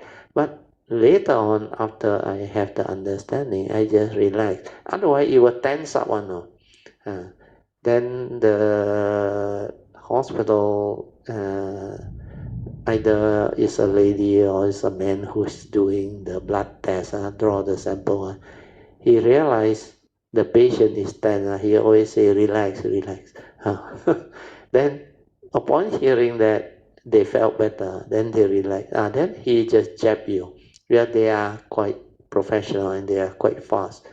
very used to that procedure. And some doctors, they do it very fast. Before I even know, they say, finish, jab already. Huh? I say, jab already. Yeah, I say, jab already. So all this, I think we will have to develop the understanding of it. Then as you understand, then you are prepared. Uh, then for me, it has become natural. I know how to relax on, I don't know why. Whatever people do, I just allow that process to take place. I flow with it. Uh, so the Mandarin word is very beautiful. Uh, 顺其自然 that word, yes, 顺其自然 so you just accord and flow so that one is very important okay, Puja. Yeah, Brother, yes. Yeah, Somehow for me, mammogram always has been yeah, a, because it a, must a, have a affected you earlier on when you have it, because it's yes, very yes. painful, like you say, like a pancake, they really the whole Yes, process, they really, maybe the old machine is quite. I heard of this before. Many people tell me mammogram. A lot of them got phobia. Yeah, very painful. They say very painful. yes. Mm. For me, mammogram has been a pain for the few times that I did in the past, lah, Yeah, Brother. yeah. But for Wonder. injection and drawing blood, it's not a problem for That me, lah, one is because not a problem. yeah, Most not a people can problem. take that one. Yes, because that is a But like a some people get shorter duration. phobia one. When they see the needle, they can faint one. So So for me, depend. not it all Uh, depends. But for me, is that mammogram because the yeah, process is a longer because of process. your earlier encounter Yes, experience, earlier experience plus encounter the plus encounter. it's a longer process. Also, Yeah, yeah, yeah, you have to do 4 times. You know, 4 times. yeah, yeah, yeah. Taking like the like X-ray like 4 times. a You know. cycle. Yes. Uh, So it's not a short like correct, injection or correct, drawing correct, blood, which is very correct. short. So this one is like very long, and then is how you call that? You have to adjust to the machine, and Yeah, you have yeah, to do you have to follow the technician how to correct. do The it, instruction and the all those things. instruction how to position your body, Yeah, yeah, and yeah, then you have to like and then depending on your height also, so a lot of things to adjust, yeah, brother, yeah, yeah, so yeah, your muscle like wow, very tense, and then yeah, yeah, yeah. feel not relaxed lah. That whole thing is Correct, not correct, relaxed lah. So when she correct. said relax, so I felt that wow, Oh, totally different, correct. that That thing will I can trigger relax. off because you Yes, are a cultivator. You know how yeah, to be like that. yes, yes, Immediately, like yes, you yes, describe it, like melt away. yes, yes, All yes, the yes. shoulder tension, Yeah, everything tension, yes. melts away. Especially the shoulder tension, because Yeah, straight away you can feel on the whole thing like yeah. Melt away, yes. soften, melt away. Yeah, yes. So you feel the difference, when the relax, what Yeah, was yeah, yeah. being triggered off, so I felt totally different and able to silent everything, and then be with it, right? Like you said, so Shadow. the That is whole the most important. Yeah. yes. So the whole process was very at ease, like in that sense, at ease Mm, doing it, and then I didn't feel any pain, So that correct. was a very The word is surprising, at ease. yeah, at ease. So When you are at ease means you are relaxed. Then you let yes, them do. Uh, yes. So it was good. a very different experience Yeah, from yeah, yeah. my past experience. So Correct, the next correct. time, I think the next time I do the mammogram, which is 2 years from now, it No will more be a problem different already. one. Yes, Yeah, no more yeah, problem already, yeah. You brother know dear. how Yeah, to just allow yeah, it to be. That the yes, thing yes, just yes, yes. take its natural course. Yes. Very So good. it's of course the Chinese word 顺其自然 Good is is really yeah, very very appropriate, very very appropriate. appropriate. Yes, yeah, Just correct. accord and flow, and let Yes. them do it naturally. Yes. Don't So resist. The key yes, word is don't resist. yes. Don't Uh, resist. Yeah. don't resist, because if you resist, your muscle will all tense up. will tense And up one. Then it become unnatural. yes, If yes, you want your movement to be otherwise, which is not yes. natural. Yes, correct, correct. So I felt that is very helpful for me lah, and hopefully this Other, sharing will be helpful to you others, will help others. kayamitas, that had to go Yes. through the mammogram, because Yeah, I also drag my feet to do it.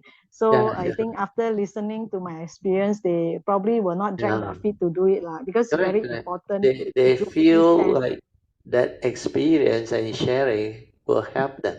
Then Yes, yes, they are more keen to try to go yes, through yes. it. Yes. Yes. So Uh, it's very important to do this test, because yeah. yeah, because if you detect any Lump, cancerous cell, lump, right? yeah, yes. Yeah. Oh, So growth. you have to be treated. Yeah, Yeah, you have yeah, to be treated. The yeah. the reason I say that is because one of my former colleague, she also had this, and she found the cancerous cell in the breast. Oh, Yeah. So she had to do the chemo you and all the thing. treatment. That Yeah. one will be more troublesome already. Yes, yes. Mm. But it's good to detect it early, so that Yes, you yes. can take Early detection is very important. yeah, so Yeah, you can cure get rid of yeah. the problem. Correct, And correct. then now her problem is gone, and she can continue to live Wow, a good, good, healthy good. normal life again, is it? So that The, is very important, yes, to yes, yes, do the yes. test. Yeah, Yeah, yeah, if yeah. she didn't do the test, she will not be able to detect the problem. So Yeah, very hearing, true. actually, right here, she did her test, I think it's early, not early, last end of last year. Oh, So end of last year, and then she told us early this year about her problem. oh, So I said, wow. So I mean, in a way, it's a blessing in disguise. You yeah, find the problem, you detect it, you cure and get rid of your problem, yeah. right? So if you don't detect it, then you'll be even more in Yeah. a difficult Very situation. true. Very You'll be true. suffering now, and your Yeah. life may be shortened because you didn't do anything. Yeah. So it's an encouragement for us to go and do lah. So I also, then I Yeah. said I better not drag my feet anymore. I also should go Oh, and do it lah. yeah. So I also do it lah. You know what I mean? Yeah. Yeah. So Some yeah. of these medical advice are very useful, like blood tests are very important one now because most of the early detection came from blood tests. Blood tests, they of course they have a full range of blood tests, but certain thing like your this mammogram, I think blood test may not reveal, unless they do what they call the cancer marker and all those things. So most of the time, the blood test is for general health. Means if your blood test come out within the range, then your general health is okay. But once there is any deviation out of the range by quite a lot, means is an early detection. So that one is useful. Then the doctor sometimes they may prescribe certain additional tests. Then but once they do it, it can actually confirm whether that thing is uh, need attention or not. Otherwise, they will advise you, don't worry, this one is normal. Then sometimes it's because at that time when you take your blood test, like last time I told you before, somebody gave me out of good, I think good intent, because they heard people say this type of very natural one, got a type of fruit, they got 知天果. So out of good intent, but I buy for you out for this. So I was telling him, he said I never take this before, but don't worry, because since people say so much good thing about it, especially social media. So I say, okay, I'll give it a try. Then I was lucky, because after I tried it for about 4 or 5 days, I think.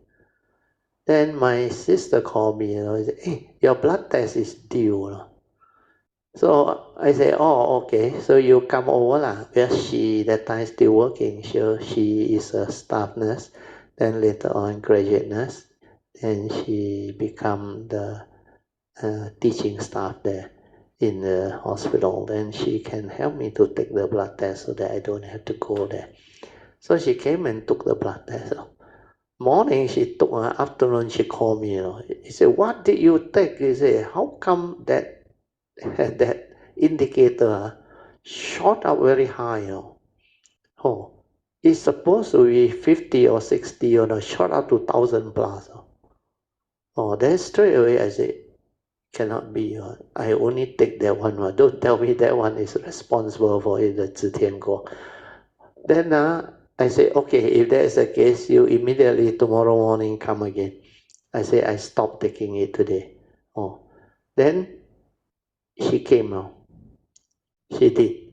Then after I stopped taking for one day, the result came out, the blood test, that reading dropped a bit now. Means instead of 1,000 plus, dropped to about 800-900. Oh, I said, then confirm already, don't worry. Then after that, the next 3 or 4 days, I say, you come do another. Then back to normal already. Then I call up that Kayamita, I say, please don't go and recommend this anymore, because people don't have the what they call medical backing. They just hear over the social media. Then at one time, because the social media promoted so much, it was so popular in the marketplace. Everybody selling now, but now I think it died down already. So we need to be watchful and careful. That's why you take care of karma. Maybe it's karma before it affect my, that one affect my kidney or no. Is a kidney function no. That reading shoot out no. If I have not did that blood test, very likely my kidney would be in trouble or nothing. So luckily detected that straight away. I informed that Kayamita personally. I said, don't promote anymore. Anybody taking this, you better do your blood test to check. So all these are very important life experience that is useful, can help people. That's why I still have confidence in what the medical science can do nowadays. But you have to be, I should say, careful and tactful in the sense that second opinion is very important. If the first time you detect something, don't panic. Last time I think I shared the story before.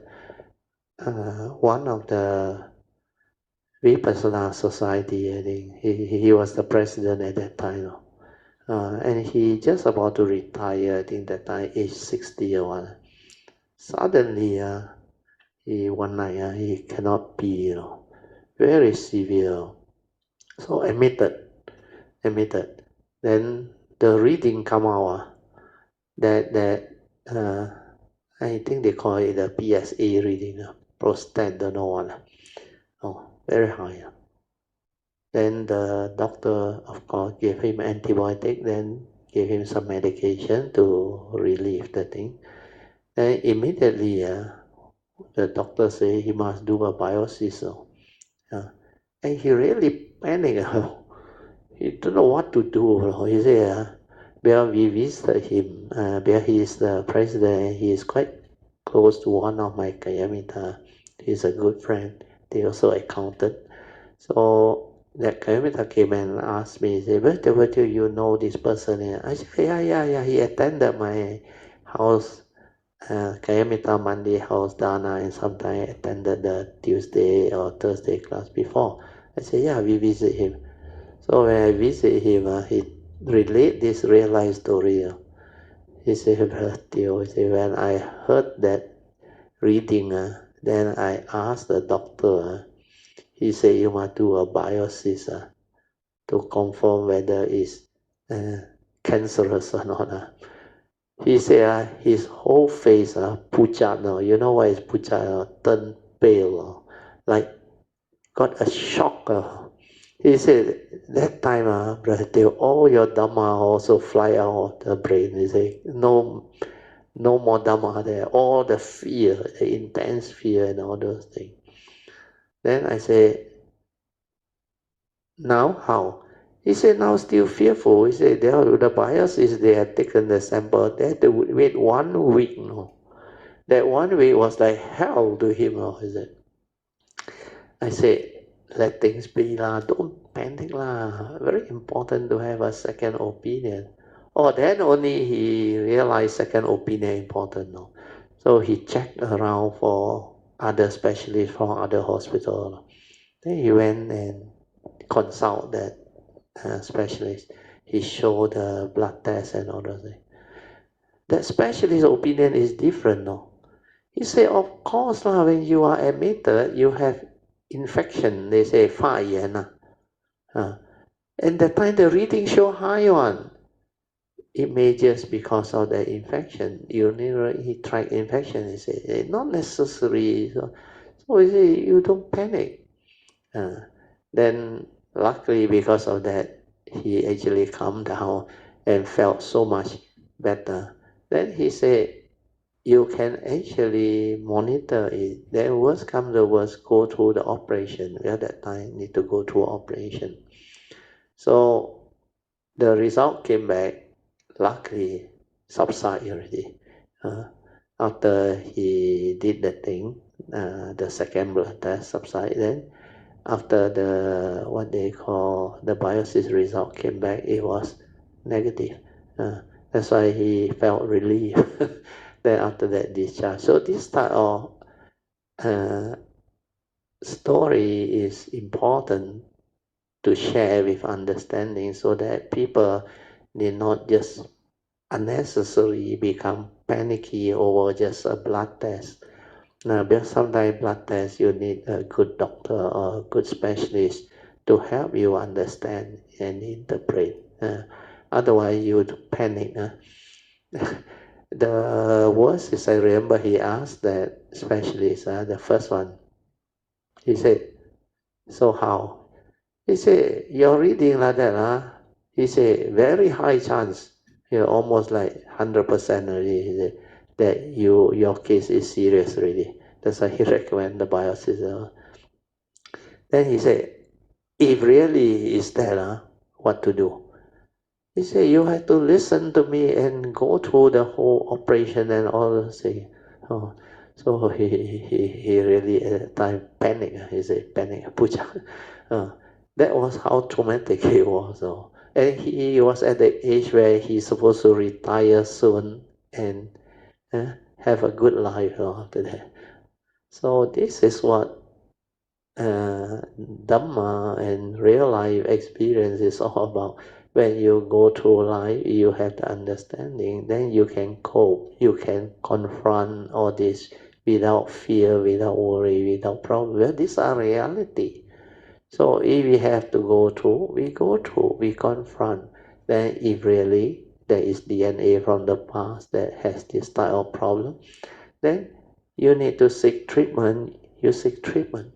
Means we have to come to terms with whatever that happened, accept that reality, then seek a solution so that we can move on, so that we can actually seek a cure. Then do what you have to do. We have our Buddhist understanding. You need to ask for forgiveness, then invoke power of merits for turnaround. Then ask around for good advice, people who has gone through. Then what are the maybe good understanding that can lead to a cure for that particular thing. So all these are very useful, but try not to believe too much of those social media without good proof or backing behind. It must be from people who have recovered personally. That's why you must check the authenticity, then seek them. Because there was another case, another candidate who really kena cancer, don't know what stage, I forgot already. I think stage 3 or what. But he has the Dhamma, where he was with me. Then we visit him. Then he, I think, seek a lot of good advice from others. Then there was one type of herbs, I think plant or herbs, I remember he told me, but he said people told him it's poisonous. But he was lucky, he did what they call a research on it, and he managed to trace that person who recovered through eating that thing. Then when he visited that person with the wife, that person actually has become very experienced, and he understands a lot. But a lot of people see him. Then because of that, he shared the situation. Then he said, "Can?" He said, "You can take." He planted a lot of those things. So he took that, and he also go through the chemo, and he recovered. I think by now it should be more than 10 over years already. Fully recovered. I just met him recently also at the, I think, dinner place with my wife. Where we were like, he is my first batch on. So he's accountant too, but he ended up, I think, becoming a lecturer or what after he retired. So he's doing well. That's why you must have second opinion. Check, make sure it's authentic. Otherwise, you just hear from people, social media, then you try. It's a bit risky because this one, you must not waste time. You must act fast, then seek cure or solution. Like last time, my angel also said, after I was discharged, the the heart doctor say, you come back 6 weeks time to do the stress test.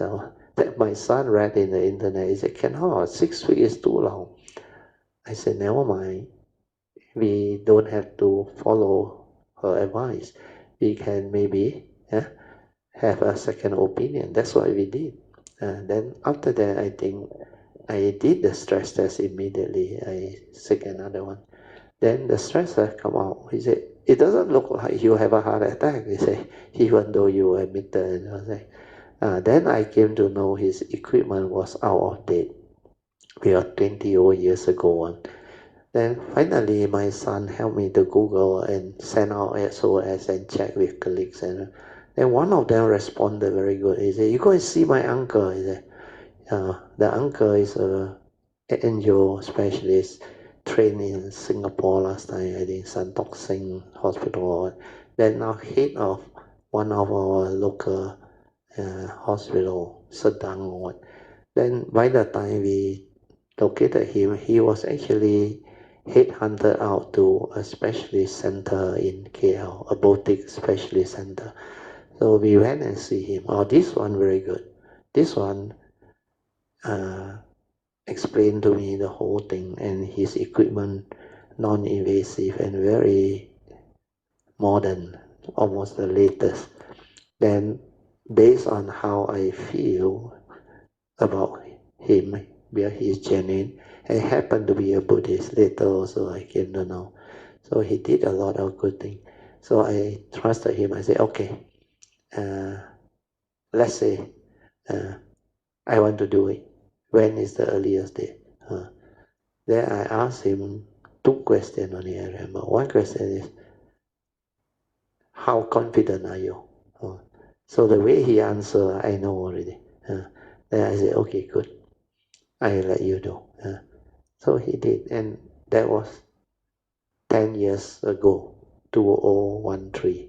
Now 2023, more than 10 years already. Well, I did it before Chinese New Year, remember, January or February, around there. So all this is our understanding, and also, I believe, take care of karma. Karma take care of your life. So the reality of life and existence, we have to go through. And a lot of people go through maybe other type. some they go through colonoscopy, then some maybe other type of disease. So if you were to ask around or from social media or even your own family members, relative, or as we age, a lot of these things happen, and these are very common things.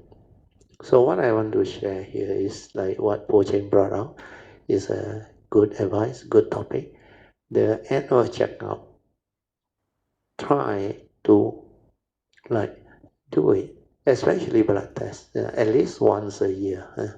But for me, we are a government servant, all the follow-up, last time they do it for me every 6 months, which is I think good. Then later on, I think they got too many patients during MCO, they extend to 8 months. Then now back to 6 months again, which I think is good practice. So all this sharing of information are very useful, even among our uni mate. We are all almost 70 years old already. So nowadays we share more of medical things. Uh, People who has gone through what I want, because quite a number of our classmates also, yeah, uh, they have come to pass because of various reasons. And lately, most of them cancer. Mm. So these are realities of life and existence. So we need to have the understanding and manage it well. And most of the cancer patients, they become affected and become like uh, developing that disease because of stress.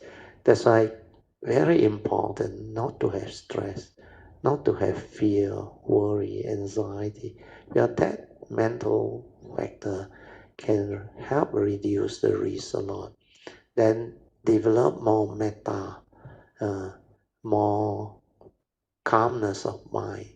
That's why awareness-based meditation, tranquility, stillness, uh, ability to relax and not to stress oneself out unnecessarily through fear, worry, anxiety.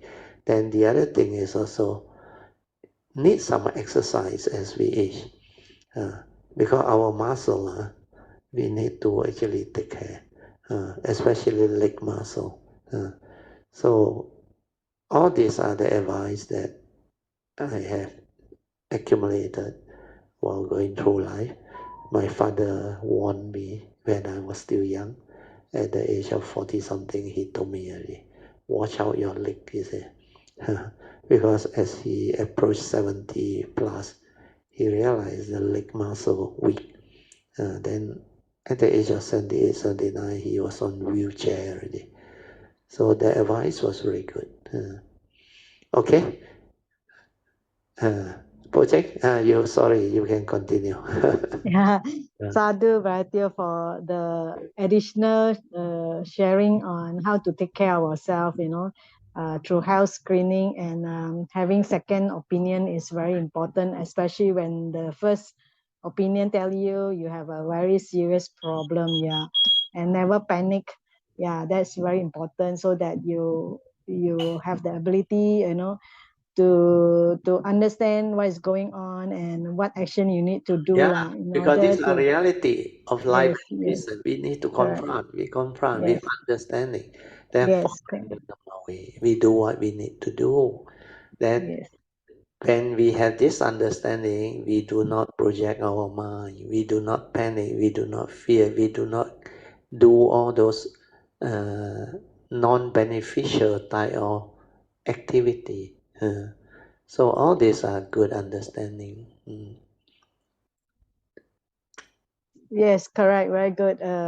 This is precisely what we need to do when we have to confront a very serious Yeah, problem when life the doctor situation. tells you, Yeah. yeah, life situation. Yes. Mm. So the most important is never panic, lah. Have Yeah, a second opinion is also yes, very yes, yes, important. yes, yes. Yeah, and That's and the then advice of people who has gone through, not yes, just yes. social media or what. you cannot afford to take the risk to try here, try there, because yes. most of these people who try here, try there, they don't have the faith. Very difficult to find out whether that type of treatment really work or not. Because if you don't have the faith, you cannot go through it one. It's like that one. You must have the understanding and the faith. Then you confidently do it. Like that Kayamita, I remember, he went and seek that person who recovered and still living. And he planted this plant to help people. And he even advised people what dosage. He said, you cannot take too strong a dosage. Then start with lower dosage. Then how to slowly go through the chemo thing and all those things. That is like complementary. It's like what Dr. Jayanta do.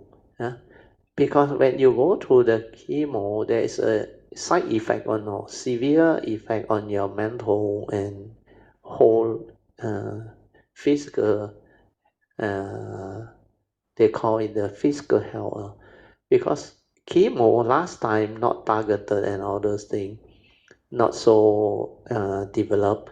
They go and like administer the one that they call what kill all one. No? Oh, kill all. So good and bad cell or healthy cell or what they will actually kill. Then while you go through that one, it affect the patient a lot. Mentally, physically, they become very weak. Mentally, they cannot endure the side effect, all those things. The hair drop is only one of the minor things. More important is a very traumatic mental conditioning. They make them feel so like cannot endure until the suicidal thought is there. Then they become very weak. Then some not given proper advice to confront. So luckily there are some who, there's another Kayamita who also survived. She seek my advice. Then I told her you must eat. Actually she was supposed to be vegetarian. I say you don't play a fool. When they destroy through the chemo, your physical health affected. You need nutrient, you need proper food. Then you need to have proper advice, second opinion, all those things. So she ate, then she recovered. Also more than 10 years already. She almost every now and then come down see me.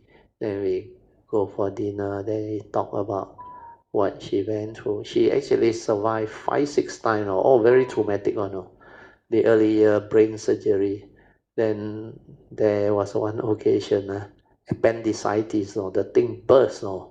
Until very severe all time. Then that cancer thing. Then a few other occasions. But she got good karma. She has faith. The understanding very good. So she is now beautiful. So all these are useful sharing. So thanks Poh Cheng for bringing out the condition for all this sharing to be possible. Thank you, Brother Teo. Yeah, thank you. Yes. Sadhu. Yeah. Brother Teo. Alicia, yeah, Sadhu. 感恩Sister Poh Cheng。对。Brother Teo 其实是真的，因为虽然我们讲着修行，但是我们这个设身也要很细心的去 take care。对。记得我在贵州的 encounter， 我也是很执着，当下我很执着的一直要吃素，然后就不能撑就生病了，然后on the way 回来的时候，那个安冲就告诉我，他说你的情形不可能是这样的，你的整也不可能是这样的，因为 I think 他可以 sense out something， 我不知道啦。然后他就告诉了我一个很真实的就是那个 reality， 就是他说你这么多年，你有没有感恩过你这个色身？就是你有没有感恩过这个 so-called form and mind？陪伴了你，还有让你去 carry on 你 whatever you know 所有的你要做的事情。对对对。然后当下我听了，我不明白他所说的是什么。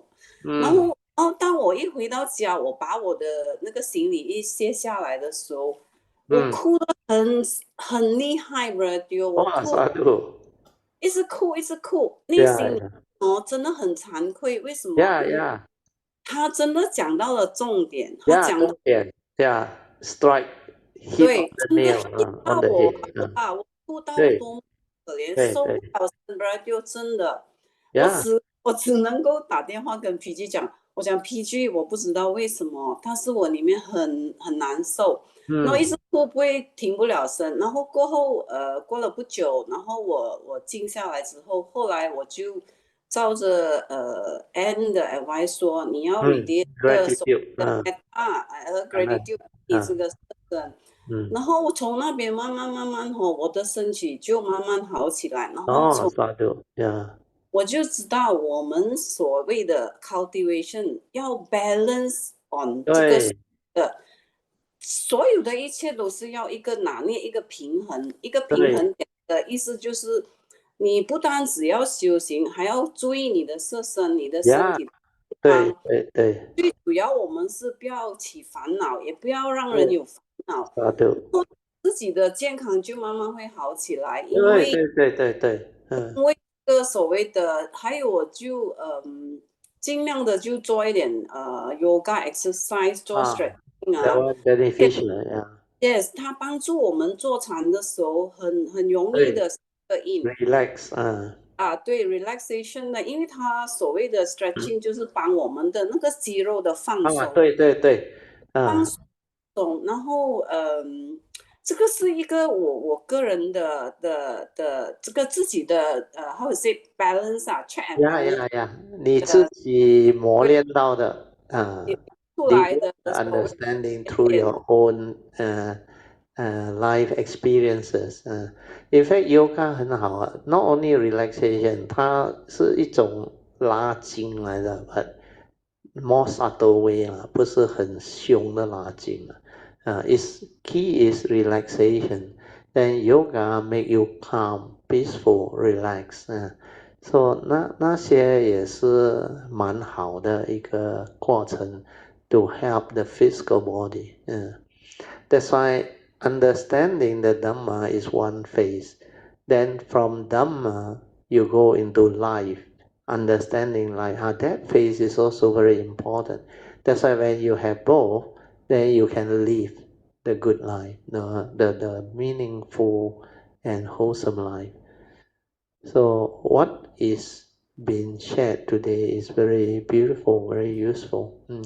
你经过的也是一个很好的一个 sharing because after that can see you recover and you can eat everything you no longer like last time when you travel you only have to eat this one or that one then also another doctor or what 跟你调是吗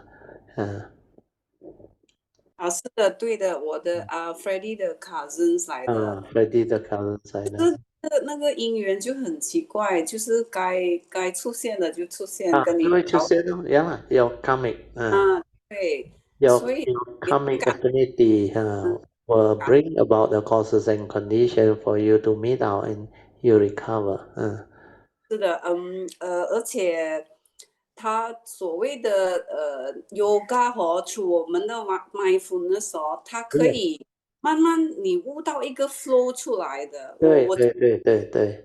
阿宋分享，他就是很奇怪，你的身体会来follow up by a flow 出来。对，我也在昆达山的时候，我一直鼓励埋怨做 yoga。对，因为真的很好，因为从你在 yoga 的过程，你也可以看到你到底有没有 fear 在里面你的 endurance 在那边， The endurance is not easy as yoga. 对，所以我希望通过这个分享，大家也可以在里面可以分享到一点点的所谓的你们大家一起去把这个事情搞好，然后把我们的所有的cultivation 也 blend 在，然后我们有一个很不一样的 life 了。对对对对，感恩所有的凯拉米达，感恩阿弥陀佛。阿弥陀佛. Let us rejoice. Sadhu, sadhu, sadhu. Good. Today's sharing is very good. It's more towards life, understanding life and how to confront the First Noble Truth reality with true understanding, and how to move on with our life. So all these are very good sharing. Let us rejoice one more time. Sadhu, sadhu, sadhu. Okay, let us share merits. Akasata ca Bhumata Devanaga Mahindika Punyang Tang Anumoditva Chirang Rakhantu Loka Sasana Etta Vata Chamehi Sampadan Punya Sampadan Sabbe Deva Anumodantu Sabba Sampati Siddhya Idang me nyatinang hotu Sukhita hontu nyatayo Idang me nyatinang hotu Sukhita hontu nyatayo Idang me nyatinang hotu Sukhita hontu nyatayo Devo vasatu kalena Sasa sampati hetu cha Vito bhavatu loko cha Raja bhavatu dhammiko Imina punyang kamena Mame bala samagamo Sattang samagamo hotu Yawa nivana patiya Sadhu Sadhu Sadhu. Okay, you all can now pay respect mindfully to Lord Buddha, Kuan Yin Bodhisattva, and all the worthy ones. Then we end. Sadhu, sadhu, sadhu.